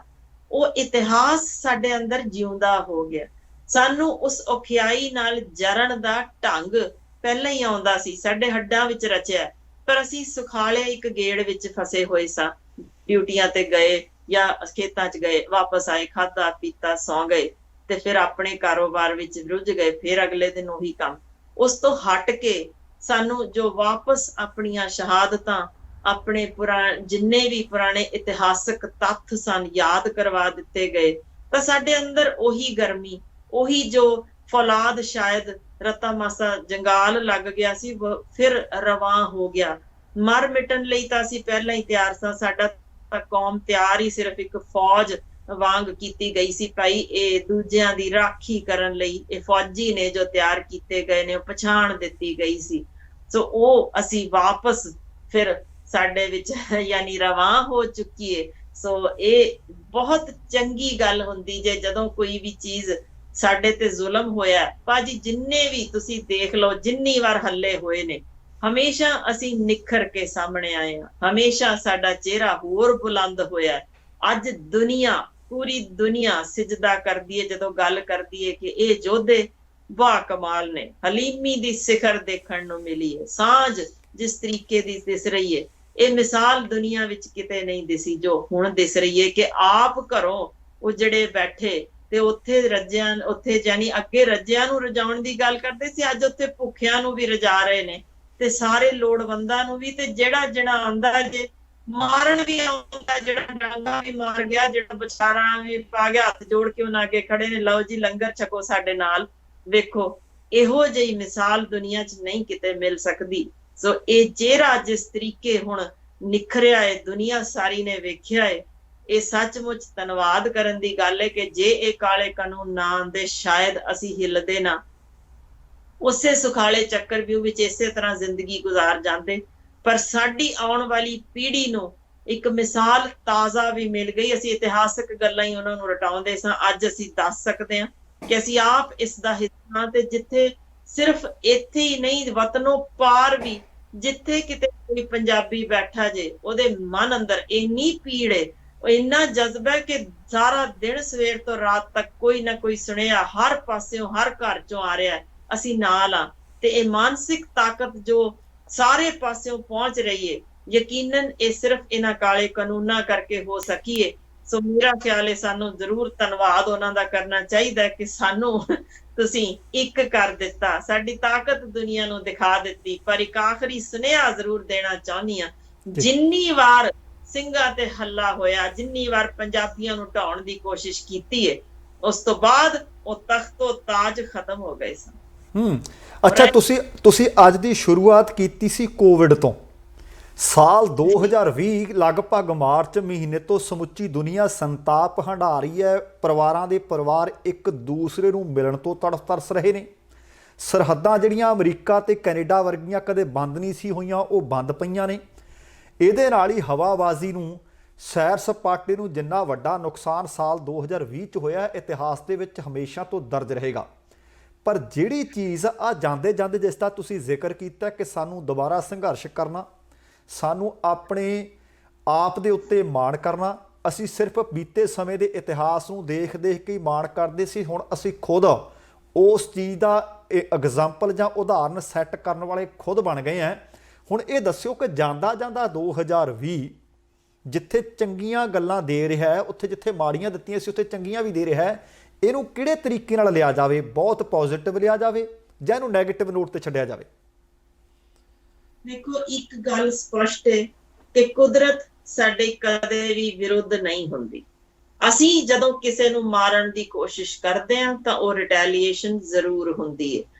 ਕੀੜੀ ਨੂੰ ਵੀ ਮਾਰੋ ਤੇ ਉਹ ਖਾਣ ਨੂੰ ਵੱਢ ਕੇ ਫੇਰ ਹੀ ਮਰਦੀ ਹੈ। ਬਿਲਕੁਲ ਇਸੇ ਤਰ੍ਹਾਂ ਜੇ ਸਪਸ਼ਟ ਹੋ ਗਿਆ ਹੋਏ ਕਿ ਅਸੀਂ ਇਹ ਕੀਟਾਣੂ ਸਾਡੇ ਸਰੀਰ ਦੇ ਉੱਤੇ, ਚਮੜੀ ਉੱਤੇ ਕਰੋੜਾਂ ਦੀ ਗਿਣਤੀ 'ਚ ਨੇ, ਜਿਹੜੇ ਸਾਡਾ ਫਾਇਦਾ ਕਰਦੇ ਨੇ, ਕਿ ਮਾੜੇ ਕੀਟਾਣੂਆਂ ਨੂੰ ਆਪੇ ਹੀ ਬਾਹਰੋਂ ਬਾਹਰ ਮਾਰ ਲੈਂਦੇ ਨੇ, ਅਸੀਂ ਉਹਦੇ ਲਈ ਕੁਝ ਵੀ ਨਹੀਂ ਸੀ ਕਰਦੇ। ਸਾਡੇ ਅੰਤੜੀਆਂ ਵਿੱਚ ਬੈਠੇ ਕਰੋੜਾਂ ਦੀ ਗਿਣਤੀ ਦੇ ਬੈਕਟੀਰੀਆ ਸਾਡੇ ਲਈ ਬੀ ਕੰਪਲੈਕਸ ਬਣਾ ਕੇ ਦੇ ਰਹੇ ਨੇ, ਯਾਨੀ ਕੰਮ ਕਰਦੇ ਨੇ ਸਾਡੇ। ਉਹ ਲੋੜਵੰਦ ਬੈਕਟੀਰੀਆ ਅਸੀਂ ਨਾ ਮਾਰੀਏ। ਬੇਲੋੜੇ ਸੈਨੀਟਾਈਜ਼ਰ ਬੰਦ ਕਰ ਦਿਓ, ਵਾਪਸ ਕੁਦਰਤ ਦੇ ਨਾਲ ਇੱਕ ਮਿਕ ਹੋ ਜਾਈਏ। ਕਿਉਂ ਪ੍ਰਦੂਸ਼ਣ ਕਰਦੇ ਆ? ਹਵਾ 'ਚ ਹੋਵੇ, ਭਾਵੇਂ ਪਾਣੀ 'ਚ ਹੋਵੇ, ਭਾਵੇਂ ਧਰਤੀ ਜ਼ਹਿਰੀਲੀ ਬਣਾ ਰਹੀ ਹੋਵੇ, ਇਹ ਸਾਰਾ ਕੁਝ ਮੇਰਾ ਖਿਆਲ ਹੈ ਇਸ ਪੱਖੋਂ ਵੀ ਅਸੀਂ ਸਮਝ ਜਾਈਏ ਕਿ ਅੱਜ ਸੁਨੇਹਾ ਕੁਦਰਤ ਨੇ ਬੜਾ ਪਿਆਰਾ ਦਿੱਤਾ ਹੈ ਕਿ ਤੂੰ ਇਨਸਾਨ, ਤੂੰ ਰੱਬ ਬਣਨ ਦੀ ਕੋਸ਼ਿਸ਼ ਕਰਦਾ। ਲੈ ਪਹਿਲਾਂ ਮੇਰੇ ਇੱਕ ਨਿੱਕੇ ਜਿਹੇ ਕੀਟਾਣੂ ਨਾਲ ਲੜ ਜਿਹੜਾ ਤੂੰ ਦੇਖ ਹੀ ਨਹੀਂ ਸਕਦਾ। ਇਸ ਤੋਂ ਖੂਬਸੂਰਤ ਸੁਨੇਹਾ ਕਿਵੇਂ ਦਿੱਤਾ ਜਾ ਸਕਦਾ? ਹਮ ਆਦਮੀ ਹਾਂ, ਇੱਕ ਵੀ ਫਿਰ ਦਿਖਾ ਦਿੱਤਾ, ਭਾਈ ਤੁਸੀਂ ਇਹਨਾਂ ਨੂੰ ਪਿਆਰ ਨਾਲ ਰੱਖੋ ਤਾਂ ਇਹ ਆਪਣੇ ਘੁਰਨਿਆਂ 'ਚ ਰਹਿਣਗੇ, ਤੁਹਾਡੇ 'ਚ ਆਉਣਗੇ ਹੀ ਨਹੀਂ। ਸੋ ਅਸੀਂ ਬੇਲੋੜੇ ਸੈਨੀਟਾਈਜ਼ਰ ਛੱਡੀਏ, ਕੁਦਰਤ ਦਾ ਖਿਆਲ ਰੱਖੀਏ। ਹਵਾ, ਪਾਣੀ, ਸਾਡੀ ਧਰਤੀ, ਬਿਲਕੁਲ ਗੁਰੂ ਸਾਹਿਬ ਨੇ ਬਾ ਕਮਾਲ ਚੀਜ਼ ਲਿਖੀ ਸੀ, ਇਹਨਾਂ ਵਿੱਚ ਹੀ ਸਾਡੇ ਮਾਂ ਜਾਂ ਪਿਓ ਨੇ, ਸਾਨੂੰ ਸਾਂਭਦੇ ਹੀ ਮਾਂ ਜਾਂ ਪਿਓ ਵਾਂਗ ਨੇ। ਸੋ ਅਸੀਂ ਖਿਲਵਾੜ ਨਾ ਕਰੀਏ ਕੁਦਰਤ ਨਾਲ, ਤੇ ਉਹੀ ਕੁਦਰਤੀ ਚੀਜ਼ਾਂ ਅਸੀਂ ਲਈਏ। ਕੁਦਰਤੀ ਖੇਤੀ ਕਰਕੇ ਜੇ ਅਸੀਂ ਉਸੇ ਤਰ੍ਹਾਂ ਤੰਦਰੁਸਤ ਰਹਿ ਸਕਦੇ ਹਾਂ, ਸਾਡੇ ਵੱਡੇ ਵਡੇਰੇ 100-100 ਵਰਿਆਂ ਦੀ ਜੇ ਉਮਰ ਕੱਢ ਗਏ ਸਨ, ਤਾਂ ਉਹੀ ਕਸਰਤਾਂ, ਉਹੀ ਖੁਰਾਕ ਉਸੇ ਨਾਲ ਹੀ ਗਏ ਸਨ। ਘਿਓ ਦੀ ਕੌਲੀ ਉਦੋਂ ਦੇਸੀ ਘਿਓ ਦੀ ਪੀ ਜਾਂਦੇ ਸਨ ਤਾਂ ਫਿਰ ਬੋਰੀ ਵੀ ਪਿੱਠ ਤੇ ਪੂਰੀ ਭਰੀ ਹੋਈ ਚੁੱਕ ਸਕਦੇ ਸਨ। ਅਸੀਂ ਵੀ ਵਾਪਸ ਕਿਰਤ ਦਾ, ਜੋ ਸਾਨੂੰ ਬੜਾ ਹੀ ਪਿਆਰਾ ਸੁਨੇਹਾ ਕੁਦਰਤ ਨੇ ਦਿੱਤਾ ਸੀ, ਤੇ ਸਾਨੂੰ ਗੁਰੂ ਸਾਹਿਬ ਨੇ ਵੀ ਕਿਰਤ ਇਸੇ ਲਈ ਸਿਖਾਈ ਸੀ ਕਿਉਂਕਿ ਉਹ ਚੜ੍ਹਦੀ ਕਲਾ ਦਾ, ਬੁਲੰਦੀ ਦਾ ਸਾਨੂੰ ਅਹਿਸਾਸ ਦਿਵਾਉਂਦੀ ਏ। ਤੇ ਉਹੀ ਮੈਂ ਪਹਿਲਾਂ ਵੀ ਦੱਸਿਆ ਸੀ, ਬਿਮਾਰੀ ਠੀਕ ਕਰਦੀ ਹੈ ਸਾਡੀ ਆਪਣੀ ਸੋਚ, ਜੋ ਕਿ ਇੱਥੇ ਦਾ ਡਾਕਟਰ ਹੈ ਕਿ ਮੈਂ ਠੀਕ ਹੋ ਜਾਣਾ। ਸੋ ਅਸੀਂ ਕਿਰਤ ਕਰੀਏ, ਉਸੇ ਕਿਰਤ ਚੋਂ ਦਸਵੰਧ ਅਸੀਂ ਅੱਗੇ ਵੀ ਵੰਡਦੇ ਹੀ ਹਾਂ। ਸੋ ਇੰਨਾ ਖੂਬਸੂਰਤ ਜਿਉਣ ਦਾ ਢੰਗ ਜੋ ਸਾਨੂੰ ਕੁਦਰਤ ਨੇ ਸਿਖਾਇਆ, ਅਸੀਂ ਵਾਪਸ ਉਹੀ ਪਹੁੰਚੀਏ। ਤੇ ਕਸਰਤ ਤਾਂ ਬਿਲਕੁਲ ਕਿਸੇ ਹਾਲ 'ਚ ਨਹੀਂ ਛੱਡਣੀ, ਕਿਉਂਕਿ ਅਸੀਂ ਹੌਲੀ ਹੌਲੀ ਪਰਾਂ ਹੋਏ ਜਾਂਦੇ ਸਾਂ ਕਸਰਤ ਵਿੱਚ। ਕੰਮਕਾਰ ਅਸੀਂ ਜ਼ਿਆਦਾ ਬੈਠਣ ਦਾ ਕਰ ਰਹੇ ਹਾਂ। ਕੋਸ਼ਿਸ਼ ਕਰੀਏ ਕਿ ਤੁਰਦੇ ਫਿਰਦੇ ਜੇ ਜਾਂਦੇ ਹਾਂ, ਲਿਫਟਾਂ ਨਾ ਚੜੀਏ, ਪੌੜੀਆਂ ਚੜ ਜਾਈਏ, ਉਹ ਵੀ ਬਥੇਰੀਆਂ ਨੇ। ਕਿਸੇ ਨਾ ਕਿਸੇ ਬਹਾਨੇ ਕਸਰਤ ਜ਼ਰੂਰ ਕਰੀਏ। ਪਰ ਇਹ ਬੇਲੋੜੇ ਸੈਨੀਟਾਈਜ਼ਰ, ਇਮਿਊਨਿਟੀ ਵਧਾਉਣ ਦੀਆਂ ਚੀਜ਼ਾਂ ਨੂੰ ਕਿਰਪਾ ਕਰਕੇ ਛੱਡ ਦਿਓ। ਬਹੁਤ ਹੋ ਗਿਆ, ਹੁਣ ਇਹਨਾਂ ਨੂੰ ਅਸੀਂ ਖਰਬਾਂ ਦੀ ਕਮਾਈ ਦੇ ਦਿੱਤੀ, ਹੋਰ ਲੋੜ ਨਹੀਂ। ਅਸੀਂ ਇਹ ਬਿਮਾਰੀ ਵਿੱਚੋਂ, ਸਾਡੇ ਬੱਚੇ ਜਿਹੜੇ ਮਿੱਟੀ 'ਚ ਮਿੱਟੀ ਹੋਏ ਰਲਦੇ ਸੀ, ਉਹਨਾਂ ਨੂੰ ਕਦੇ ਬਿਮਾਰੀ ਨਹੀਂ ਸੀ ਹੁੰਦੀ। ਸੜਕਾਂ ਤੇ ਕੰਮ ਕਰਦੇ ਅੱਜ ਵੀ ਅਸੀਂ ਦੇਖਦੇ ਹਾਂ, ਹਸਪੀਟਲ ਵਿੱਚ ਮੈਂ ਕੰਮ ਕਰਦੀ ਹਾਂ, ਕਦੇ ਉਹ ਬੱਚੇ ਨਹੀਂ ਆਏ ਟੱਟੀਆਂ ਉਲਟੀਆਂ ਨਾਲ। ਤੇ ਜਿਹੜੇ ਵਧੀਆ ਖਾਨਦਾਨਾਂ ਵਿੱਚ ਨੇ, ਜਿਹੜੇ ਕਹਿੰਦੇ ਨੇ ਅਸੀਂ ਜ਼ਮੀਨ ਤੇ ਪੈਰ ਨਹੀਂ ਰੱਖਣ ਦਿੰਦੇ ਬੱਚੇ ਨੂੰ, ਉਹ ਤੀਜੇ ਦਿਨ ਟੱਟੀਆਂ ਉਲਟੀਆਂ ਜਾਂ ਖੰਘ ਜ਼ੁਕਾਮ ਨਾਲ ਪਹੁੰਚ ਜਾਂਦੇ ਨੇ। ਇਹਦਾ ਮਤਲਬ ਸਪਸ਼ਟ ਹੈ ਮੇਰਾ ਖਿਆਲ। ਇਸ ਤੋਂ ਵੱਧ ਹੋਰ ਕੀ ਕਹੀਏ ਕਿ ਅਸੀਂ ਮਿੱਟੀ ਦੇ ਨਾਲ ਉੱਥੇ ਹੀ ਆਓ, ਨਿਕਲੇ ਵੀ ਆ ਉੱਥੇ ਹੀ ਵਾਪਸ ਤੁਰ ਜਾਣਾ, ਤਾਂ ਅਸੀਂ ਉਸੇ ਨਾਲ ਹੀ ਖੇਡਣਾ ਸਿੱਖੀਏ ਤਾਂ ਜ਼ਰੂਰ ਅਸੀਂ ਸਿਹਤਮੰਦ ਜ਼ਿੰਦਗੀ ਤੇ ਲੰਮੀ ਜ਼ਿੰਦਗੀ ਦਾ ਰਾਜ਼ ਹੀ ਇਹੋ ਹੈ। ਕਿਰਤ ਕਰੀਏ, ਖੁਸ਼ ਰਹੀਏ, ਚੜ੍ਹਦੀ ਕਲਾ ਵਿੱਚ ਰਹੀਏ ਤੇ ਕੁਦਰਤ ਦੇ ਨਾਲ ਰਲ ਮਿਲ ਕੇ ਰਹੀਏ। ਸੋ ਅੱਜ ਦੀਆਂ ਇਹਨਾਂ ਨੇਕ ਵਿਚਾਰਾਂ ਦੇ ਵਾਸਤੇ, ਸਲਾਹਾਂ ਦੇ ਵਾਸਤੇ ਸਾਡੇ ਵੱਲੋਂ, ਸਾਡੇ ਦਰਸ਼ਕਾਂ ਦੇ ਵੱਲੋਂ ਤੁਹਾਡਾ ਤਹਿ ਦਿਲੋਂ ਧੰਨਵਾਦ। ਜਾਣ ਤੋਂ ਪਹਿਲਾਂ ਕੋਈ ਆਖਰੀ ਟਿਪ ਦਰਸ਼ਕਾਂ ਦੇ ਨਾਲ ਸਾਂਝਾ ਕਰਨਾ ਚਾਹੁੰਦੇ ਹੋਵੋ ਤੇ ਕੀਤਾ ਜਾ ਸਕਦਾ ਜੀ? ਜੀ ਜ਼ਰੂਰ। ਮੈਂ ਸਿਰਫ ਇੱਕੋ ਹੀ ਗੱਲ ਕਹਿਣਾ ਚਾਹੁੰਦੀ ਹਾਂ ਕਿ ਪੰਜਾਬੀਆਂ ਨੇ ਹਮੇਸ਼ਾ ਫਤਿਹ ਦਾ ਝੰਡਾ ਲਹਿਰਾਇਆ ਹੈ, ਫਤਿਹ ਦਾ ਡੰਕਾ ਵਜਾਇਆ ਹੈ। ਜਿੰਨਾ ਮਰਜ਼ੀ ਦੱਬ ਲੈਣ, ਇਹ ਪੰਜਾਬੀ ਹਰ ਹਾਲ ਵਿੱਚ ਫਤਿਹ ਹੋ ਕੇ ਆਉਣਗੇ। ਬਸ ਇੱਕ ਆਖਰੀ ਮੇਰਾ ਸੁਨੇਹਾ ਇਹ ਹੈ, ਇਹ ਜੰਗ ਤਾਂ ਜਿੱਤੀ ਬੈਠੇ ਨੇ, ਇਹ ਨਾ ਵੀ ਲੈਣ ਵਾਪਸ ਕਾਨੂੰਨ, ਤਾਂ ਤਿਆਰ ਕਰੋ ਆਪਣੇ ਬੱਚੇ ਬੱਚੀਆਂ ਨੂੰ, ਜਿਹੜੇ ਜ਼ਰੂਰ ਪੋਲਿਟਿਕਸ ਵਾਲੇ ਪਾਸੇ ਆਉਣ, ਜੱਜ ਬਣਨ, ਵਕੀਲ ਬਣਨ, ਫਿਰ ਆਰਮੀ ਚੋਂ ਅੱਗੇ ਹੀ ਜਾਂਦੇ ਪਏ ਨੇ, ਪਰ IAS IPS ਇਸ ਪਾਸੇ ਵੀ ਆ ਕੇ ਪੰਜਾਬ ਦੀ ਬਿਹਤਰੀ ਲਈ ਇੱਕ ਵਾਰ ਜੁਟ ਜਾਣ। ਦੇਖੋ ਇਜ਼ਰਾਈਲ ਕਿਵੇਂ ਹਰਾ ਭਰਾ ਹੋਇਆ ਹੈ, ਇਹ ਪੰਜਾਬ ਸਾਡਾ ਹੈ, ਸਾਡੇ ਗੁਰੂਆਂ ਪੀਰਾਂ ਦਾ ਹੈ, ਇਹਨੂੰ ਅਸੀਂ ਜ਼ਰੂਰ ਜ਼ਿੰਦਾ ਰੱਖਣਾ, ਹਰਾ ਭਰਾ ਰੱਖਣਾ। ਪਰ ਇੱਥੇ ਸੇਵਾ ਕਰਕੇ ਜੇ ਸਾਰੇ ਪੰਜਾਬੀ ਬਾਹਰ ਤੁਰ ਜਾਵਾਂਗੇ ਤਾਂ ਇੱਥੇ ਕੌਣ ਵਸੇਗਾ, ਕੌਣ ਬਚਾਏਗਾ ਇੱਥੇ ਦੀ ਜ਼ਬਾਨ, ਇੱਥੇ ਦੀ ਸੱਭਿਆਚਾਰ ਨੂੰ।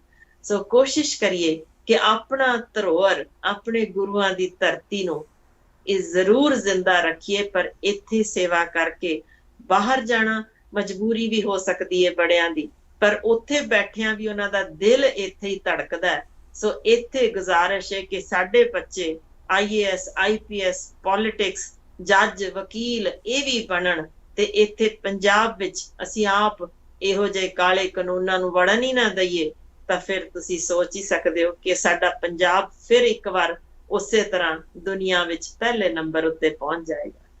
ਸੋ ਭੈਣ ਜੀ, ਤੁਸੀਂ ਅੱਜ ਦੀ ਇਸ ਮੁਲਾਕਾਤ ਦੇ ਵਿੱਚ ਸਾਨੂੰ ਸਮਾਂ ਦਿੱਤਾ ਹੈ। ਇੱਕ ਵਾਰੀ ਫਿਰ ਤੁਹਾਡਾ ਤਹਿ ਦਿਲੋਂ ਧੰਨਵਾਦ। ਫਿਰ ਕਿਸੇ ਦਿਨ ਸਬੱਬ ਬਣਿਆ ਤੁਹਾਡੇ ਨਾਲ ਗੱਲਬਾਤ ਕਰਾਂਗੇ।